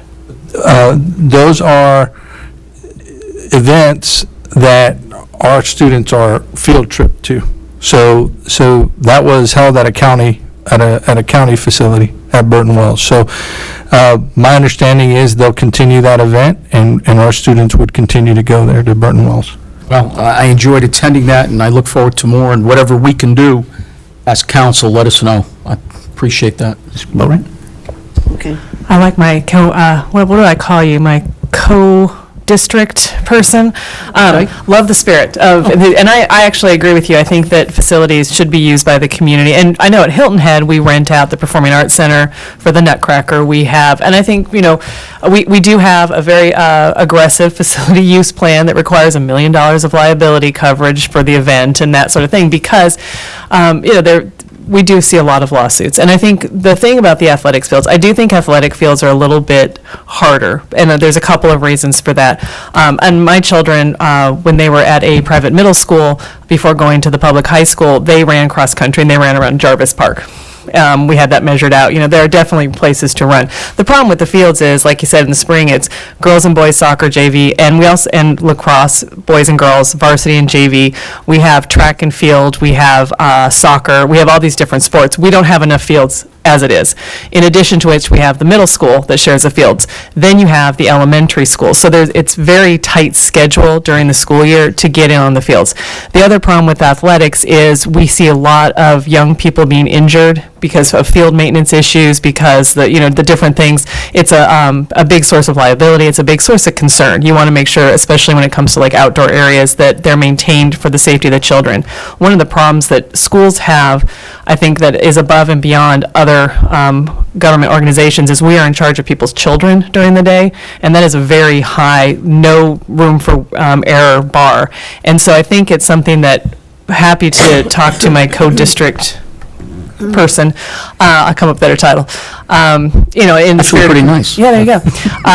You know, especially, but I think with the athletics, it's going to be particularly challenging because we need more athletic fields on Hilton Head as it stands right now, just to manage all the stuff that we've got going on with our students. So I agree that we could do more possibly, but recognizing that renting these facilities like the Performing Arts Center or the gyms, just a lot of liability for us involved, and it's a pretty complicated process, but we should be able, I mean, we have that process in place already. We have a facilities use agreement that can be executed for the facilities, so. Thank you.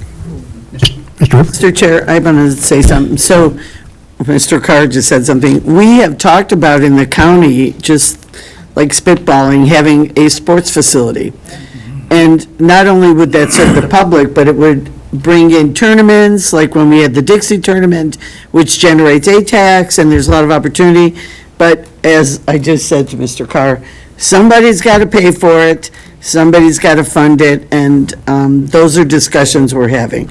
But that isn't lost on us, and fields south of the Broad are an issue, we know that, and so we're looking at all those recreational facilities. And I think we're talking about facilities, and all I'm asking for is a dialogue with PALS so that if there's possibility, we can utilize some of those facilities. And I do say that the gymnasium there on St. Helena is not being utilized. And if the community want access to it, and if that's possible, through liability insurance, whatever and stuff, we can actually do that. Question is, can we get into a discussion about that? That's all. That's no doubt. We can do that. Mr. Smith? First off, let me start by saying that I definitely remember as a student, thank you, appreciate that, having access to public facilities. I remember as a student, sitting on the gymnasium, recreation, our basketball practice was at St. Helena Elementary School gymnasium. So when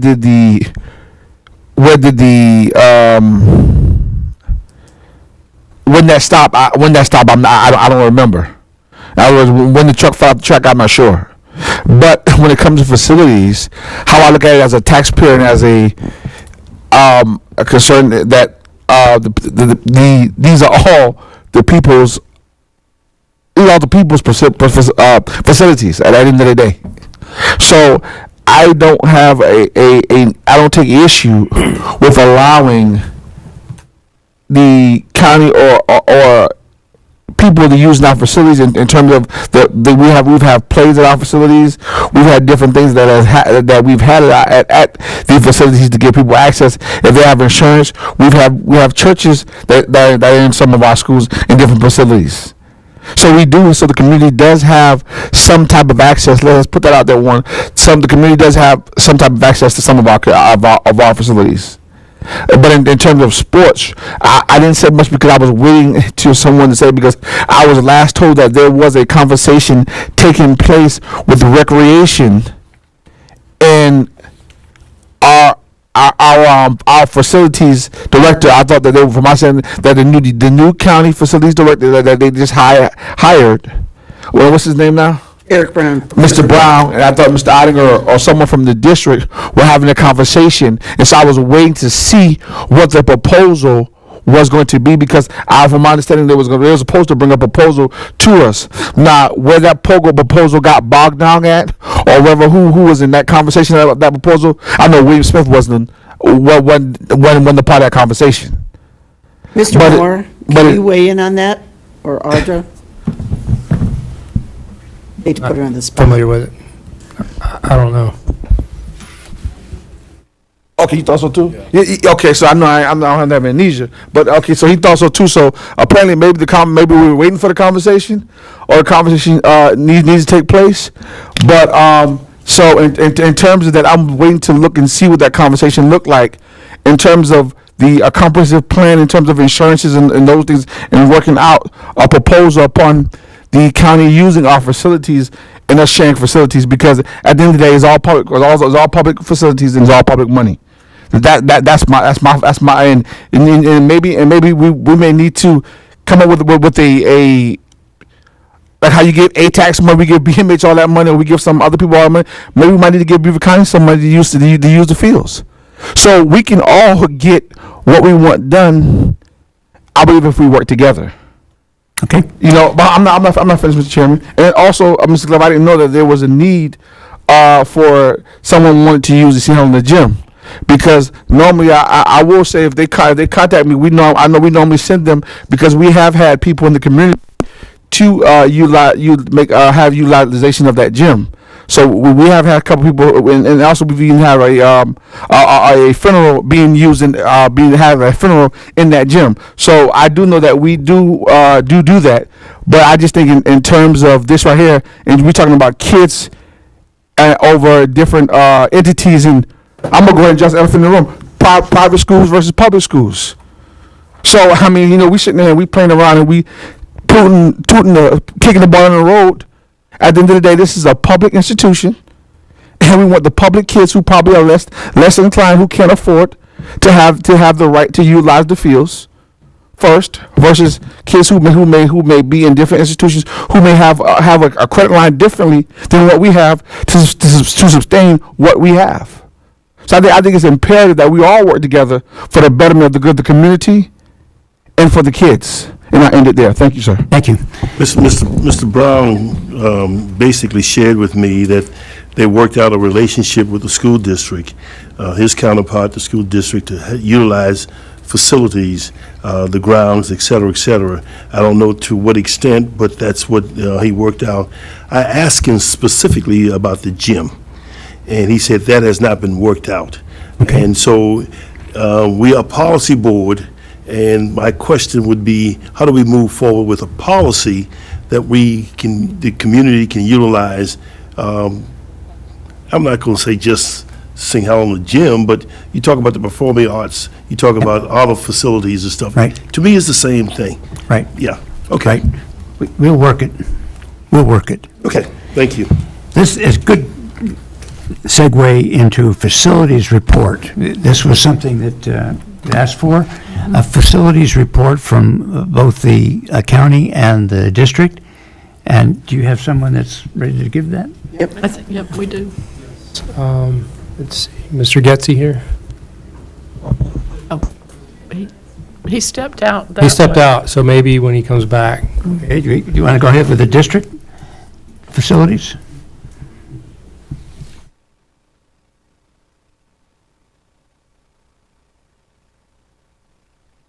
Went out that way. I'm Robert Otting. I'm the Chief Operations Officer. So I need some information. What do you want to know about the facilities? County Council, an update of our... All right. Well, as you know, we have 2 bond referendums out right now. The 2019 we're finishing up.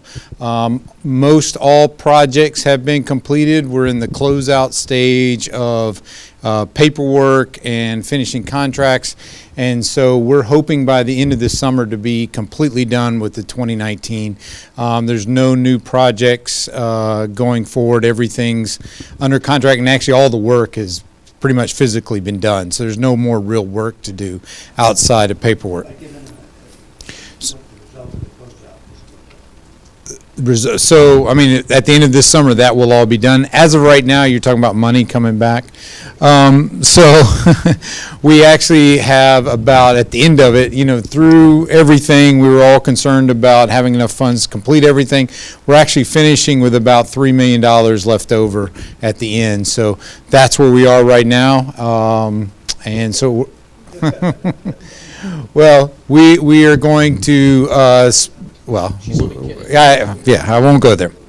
So the 2023 referendum, we are just kind of getting ramped up. You know, Hilton Head High School was the first project out of the gate. If you've been by there, it's coming up pretty quickly. It's going to be closed in short order, so that's all exciting to see. We're currently finishing up the permitting at May River Elementary School, so we hope to be able to break ground this summer there. We've had some issues getting some final permits through the town of Bluffton and getting some final things from Palmetto Bluff, but hopefully we're getting through that in the next month, and we'll be able to break ground there. Ladies Island Middle School, which is a replacement school, we just went through schematic design drawings today, so that's progressing. We'll be taking that back to the school and the public to show where we are. We actually are working to have the zoning change there, so allow a 3-story structure, and so that is in the process. We're also looking at Bluffton Early Childhood Center. We're in the early stages of design there. We also are working to rezone that property through the town of Bluffton, which has to be done in order to get the school site on that property, but that's all progressing well. We're about at schematic design with that project. We've got 4 pilot projects where we're working on the safety and security, which involves parking lots, additional cameras, additional door security measures, and we're about to finish those in the next couple months, those 4 pilot projects, and then we'll move on to the remaining projects. May River High School CTE, we talked earlier about our CTE projects. We have an addition at May River High School. It's, for clarification, CTE is Career and Technical Education. Yes. So we've got that one that broke ground, the steel's up. I believe we're about to have the roof on, so that's going to open late. We'll finish that one later this year. We are also starting, as far as career and technical ed CTE projects, there's another one at Bluffton High School, which we are just now awarding, so that one's just about to get started. That'll be a 2-story standalone building. That's going to greatly increase the ability to do those programs at Bluffton High School, because right now they're just working in classrooms. The new building will have 2 high bay areas, which I believe has firefighting, and constructions will go in there, along with their JRTC will move into that building. I skipped that at the May River High School CTE that we're working on. That also is going to accommodate the new JRTC program there. Beaufort High School, we are just getting started on that project with award to architects, and we're about to award to the contractor. So that one's just getting underway. That is, you're putting slides out. Yeah, so that's Beaufort High School, I believe. So it'll have a smaller standalone building with high bay areas, but it's also going to be renovating the existing building. Is there anything I missed? So if you know where the mobiles are and that pad, it's going to be kind of in that section of the building. And it's a much smaller building than some of the others because we're renovating a lot of the spaces inside the building. Any other questions? Quickly, $3 million. I was kidding. Are you bound by the referendum? Yes, and so we have a plan together that have presented as far as how to spend that fund. Just to give you an example, we put new playgrounds in the elementary school, and when we put them in that footprint, we put the astroturf. And what the principals found out was the kids are coming in carrying less mud and dirt, and that was kind of a good thing. So we didn't have some spaces between the doors and the playground. Astroturf down there. So that's what some of that money is going to be used for. That'll actually cost us savings because there'll be less maintenance and there'll be less dirt coming in with them. But that's the type of projects that they're looking at within the scope of the referendum. Nothing outside the scope of the referendum will be used. And just remember that eating a little bit of dirt is always good for kids. Yes. Okay. Mr. Bartholomew? I don't have a question. I just want to say, we take a lot of heat, so there's an opportunity here to say congratulations on how you've handled your referendums, coming in under budget, citizen-led oversight committee. When I'm out in the community, I hear nothing but good things about it, and I think y'all have done a model that should be replicated. So thank y'all, and thank your staff too. It's absolutely wonderful. Mr. Smith? Also, just to, so, being that we're having this meeting and we're talking about this for the general public, if anyone wants to use any of our facilities, could you tell them where they can find the information at and what's the process, what that process is like? Because from my side, we do have a process for that, correct? Yes, we do. We have a facilities use plan, and I have it up on my screen. I forget what they are, but we have an administrative reg that addresses that. And as far as the conversation from earlier, if I can add, as far as an agreement with PALS, if there's an interest, they just need to add that to the list for us to talk about, because we use a lot of PALS facilities, and so. That's not what I'm referring to. I'm referring to the application when someone wants to rent out a facilities, as in the church rents out our facilities. What's that process? What does that look like? And where can they find an application at for the public? So, just so you know, if there's a difference between, say, a single use and something that's going to use either multi-facilities or multi-uses throughout the year, like a church. A church is going to use it, every weekend throughout the year.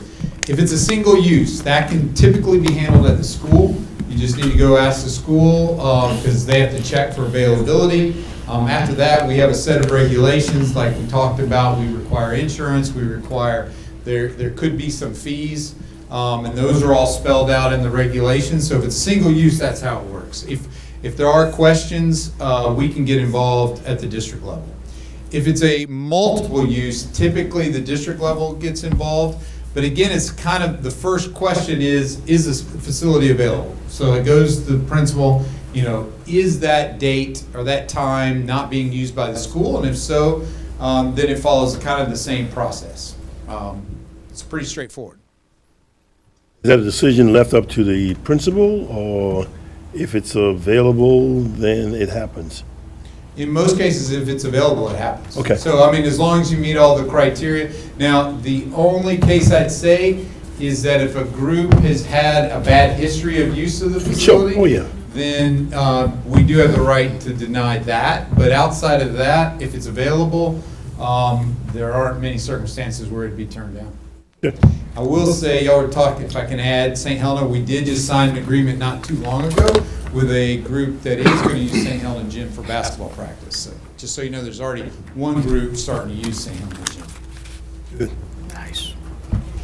Any other questions? No, I appreciate our you. Thank you. facilities? Robert, you ready to talk about the county?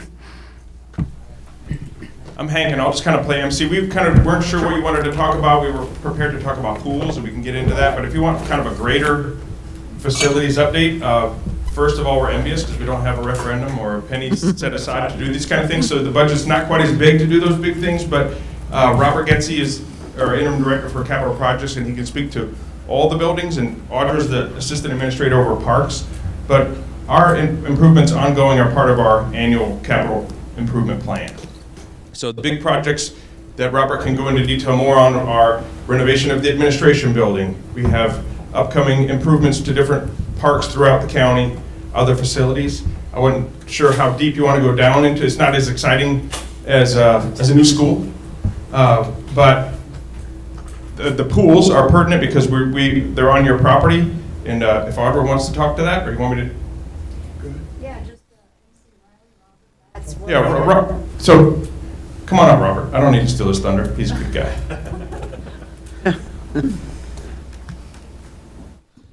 I apologize. I understand they had to send out a search warrant for me. So. What we've got certainly down in Bluffton is the Bluffton Pool is nearing completion. In excess of $2 million renovation that has gone on now.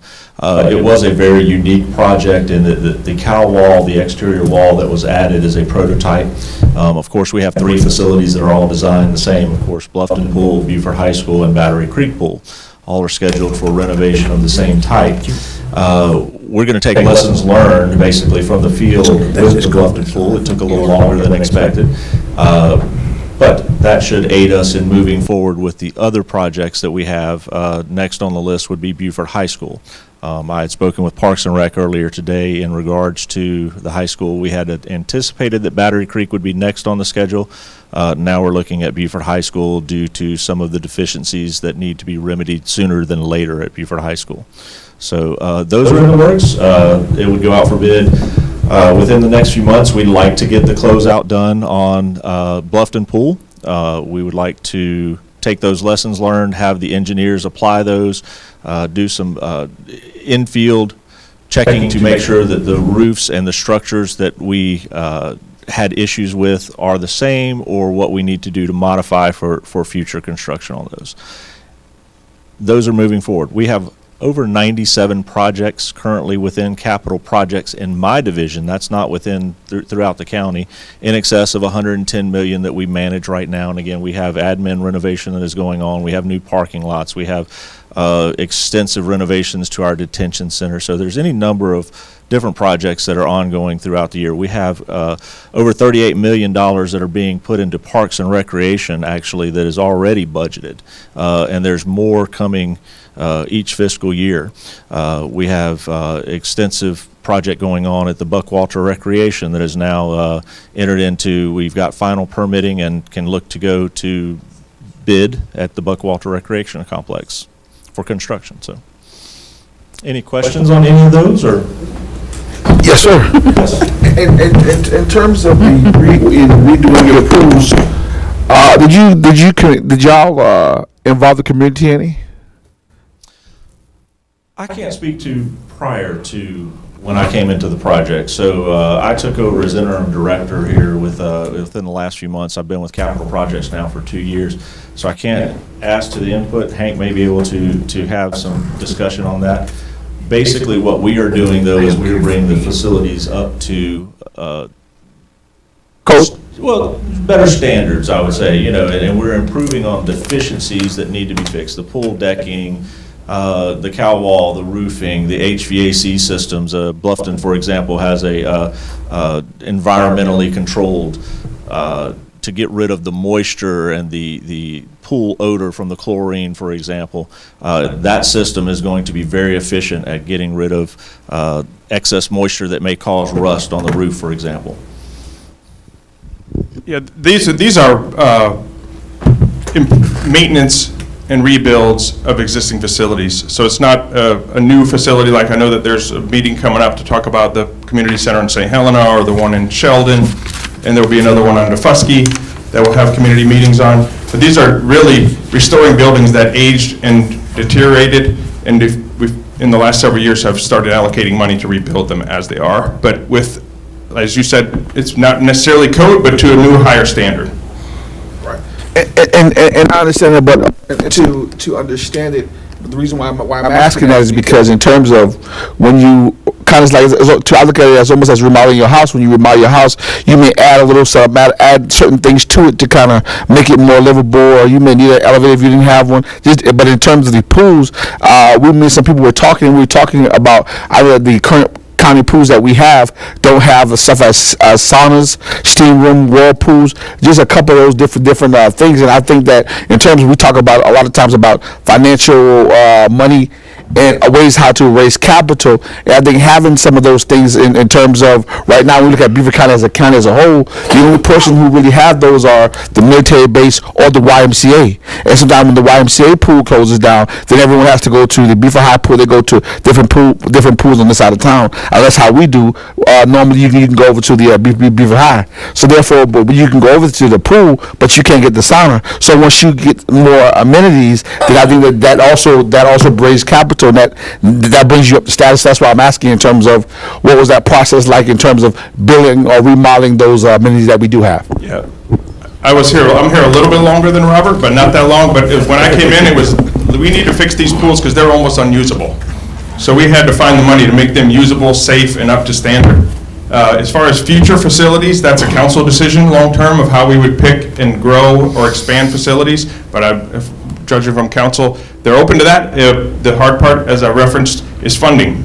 And so that's just something that all of us have to constantly chase.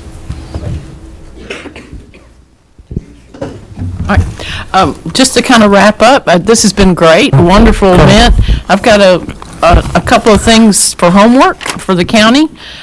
We need to work on meeting quarterly on specific subjects, and I think everyone here agreed that was a good idea. And I know we can't vote, but I think the nodding of the heads, everybody liked that. I will make sure that the slide that, in the whole packet of slides that Joe Passament talked about growth in Beaufort County, it covers north of the Broad and south of the Broad. We'll get that information out so that all the school board members have it, and most of the county council members have seen that.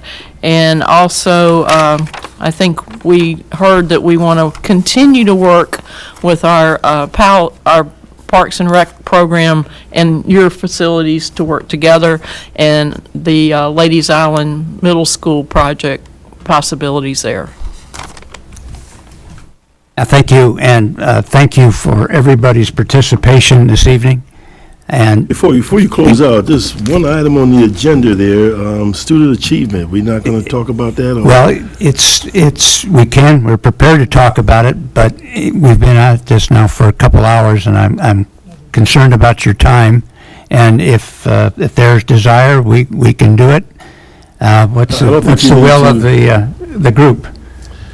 Well, if the superintendent. Superintendent's prepared. He's prepared. I kind of feel like that's such a big bite at the end of the night that maybe we could have like our next, if we're going to do a quarterly meeting, maybe we could put that kind of at the front of the next agenda. So I don't know how long his presentation is, but it could be food for thought for when we come back. Are you going to like go a an bullet hour? point list? No, I'm not going now. Next meeting. Next meeting. Yeah, since student achievement is such a big issue for the district, I mean, that's the reason you create a school district, right? And so the superintendent's put together some information that should be enlightening, so if he has a relatively brief presentation, maybe he can proceed. Let's go. I'll second that. I agree Yeah, I think we should. That's the goal of the school. Hey, good evening. Thank you.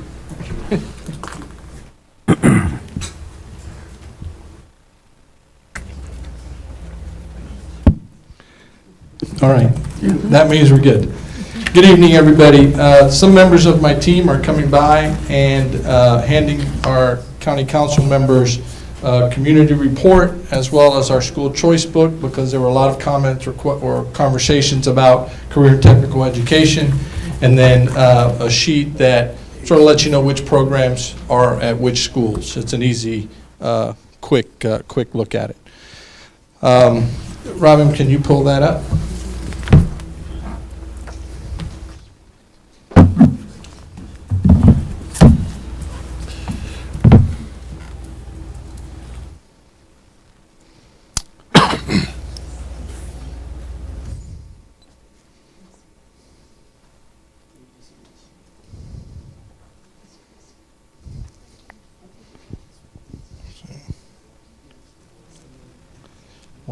It's got to be on the...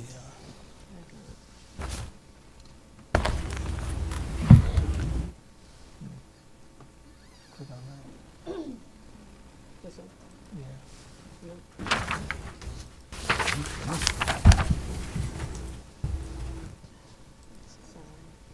Click down on this one. Nope, it's not there. Yeah. Yeah. I want to end it.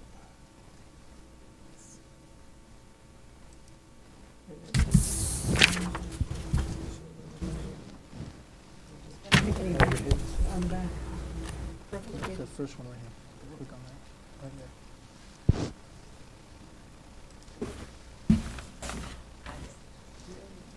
Yeah, it's like an edit mode kind of thing. Right. Slideshare. Go from beginning right up here. I did. Top left.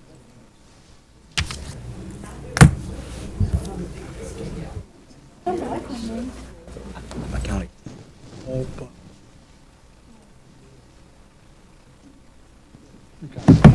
right, perfect. Nice.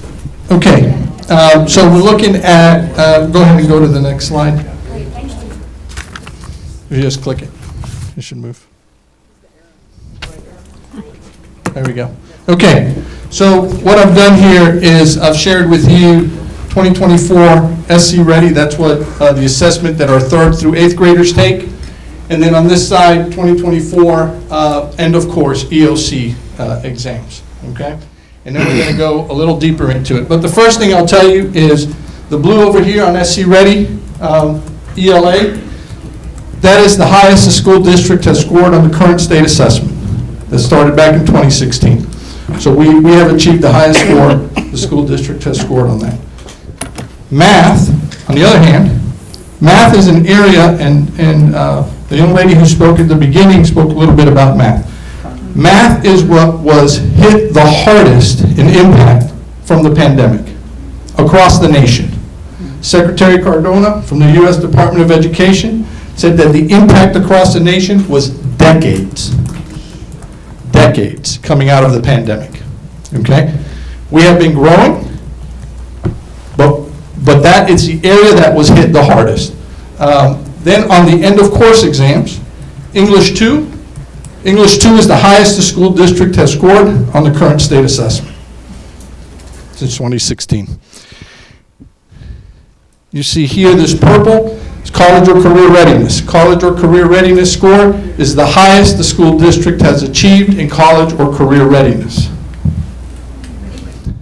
Green is your graduation rate. The graduation rate is the highest that the school district has ever scored on the graduation rate, recorded graduation rate, okay? Next slide. Let me tell you about our strategic plan real quick. Go ahead. 75, 75, 92. I have set bold and audacious goals for our school district. Let me say that again. They are bold, they are audacious. Those of you who have been in education before, you know that. You know it. And we've set them high, and we did that on purpose, okay? Because we want to push hard to try to get there. And I want everybody to know, 75, 75, 92. 92% graduation rate. That's a 5-year strategic plan, okay? This is your first year? Yes. Okay. So how tall is the task? It's great. It's very tall, right? You can see here, this is the incline in ELA and math. If you're wondering why graduation rate, that's 88.6, isn't that same trajectory, is because moving graduation rate half a point is a massive undertaking. It's a lot. Right? Those of you, again, have been in education? No. So 92 is the target. Okay? So what's the difference? Let's look at it by numbers. In ELA, we're looking for a 19.4 increase to hit the target. In math, we're looking for a 30.1 increase to hit the target. In grad rate, we're looking for a 3.4 increase to hit the target. Go ahead. So let's talk about where we are in the 2024 assessments. This is by subgroup, because I know you received a document from someone, so I wanted to address that in this presentation. So what you can see, you see in blue, everywhere that's in blue is the highest the school district has ever scored for those subgroups at those grade levels.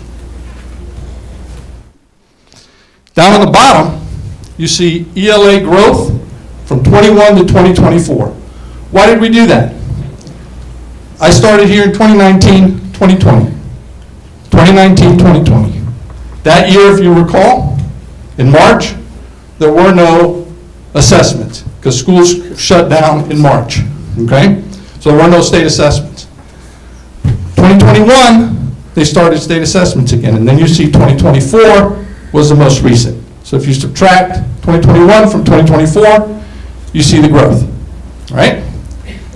So you can see generally everybody's growing on every cell in ELA, English Language Arts, and what you can see is the ones that are highlighted in green are the ones that are growing the fastest. The fastest, okay? Math, 2024 score. Math, I told you, is the area that's hit the hardest by the pandemic.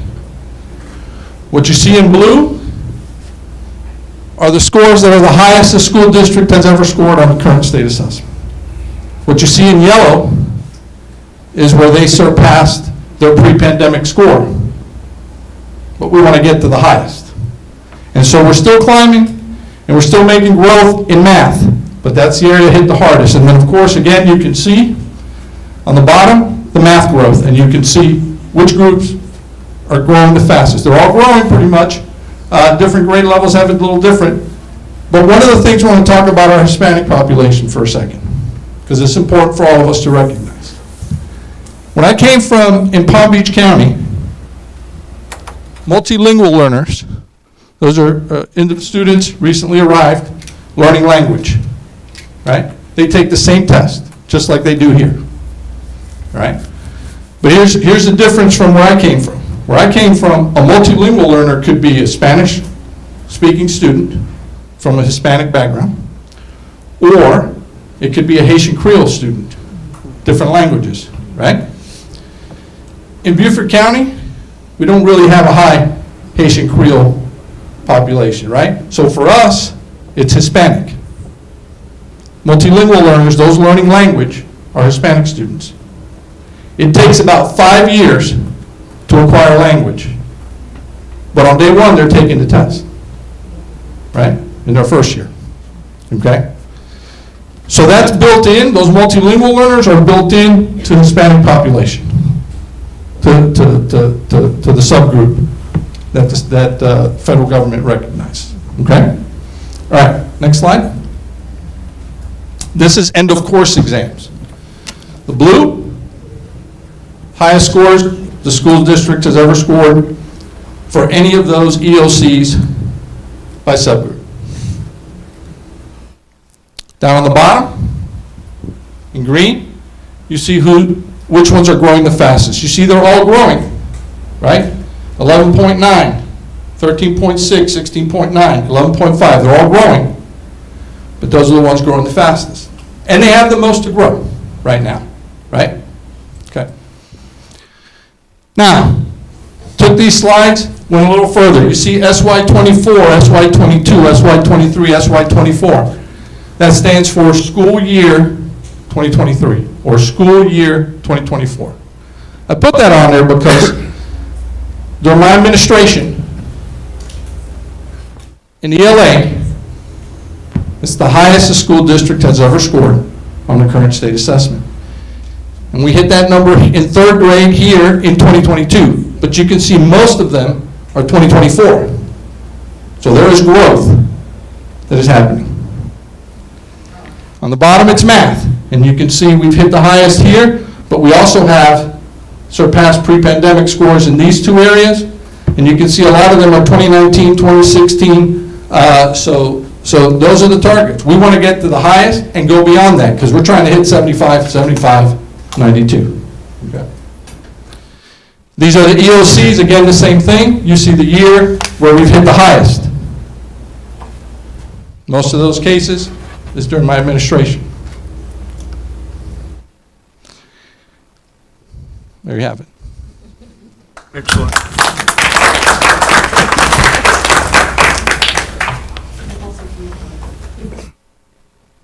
Any questions? Any questions from? Just a quick question. How much mandatory are you making algebra for all students? Could you ask that again? Algebra for all students, is it mandatory? Yes, sir. Some of our students begin taking algebra in 7th grade, and some of our students begin taking algebra in 8th grade, and it's a readiness for it. But then in 9th grade, our students take algebra. All right? Yes, sir. There, you might have, Dr. Stratos, there's some special ed students that might not. There may be some special ed students with severe and profound, for example, that may not be, No, I understand taking that. Yeah. Understandable. Okay, thank you. Questions? Mr. That, Real quick, I just wanted to, can you hear me? you're not, it's not on. Oh, sure.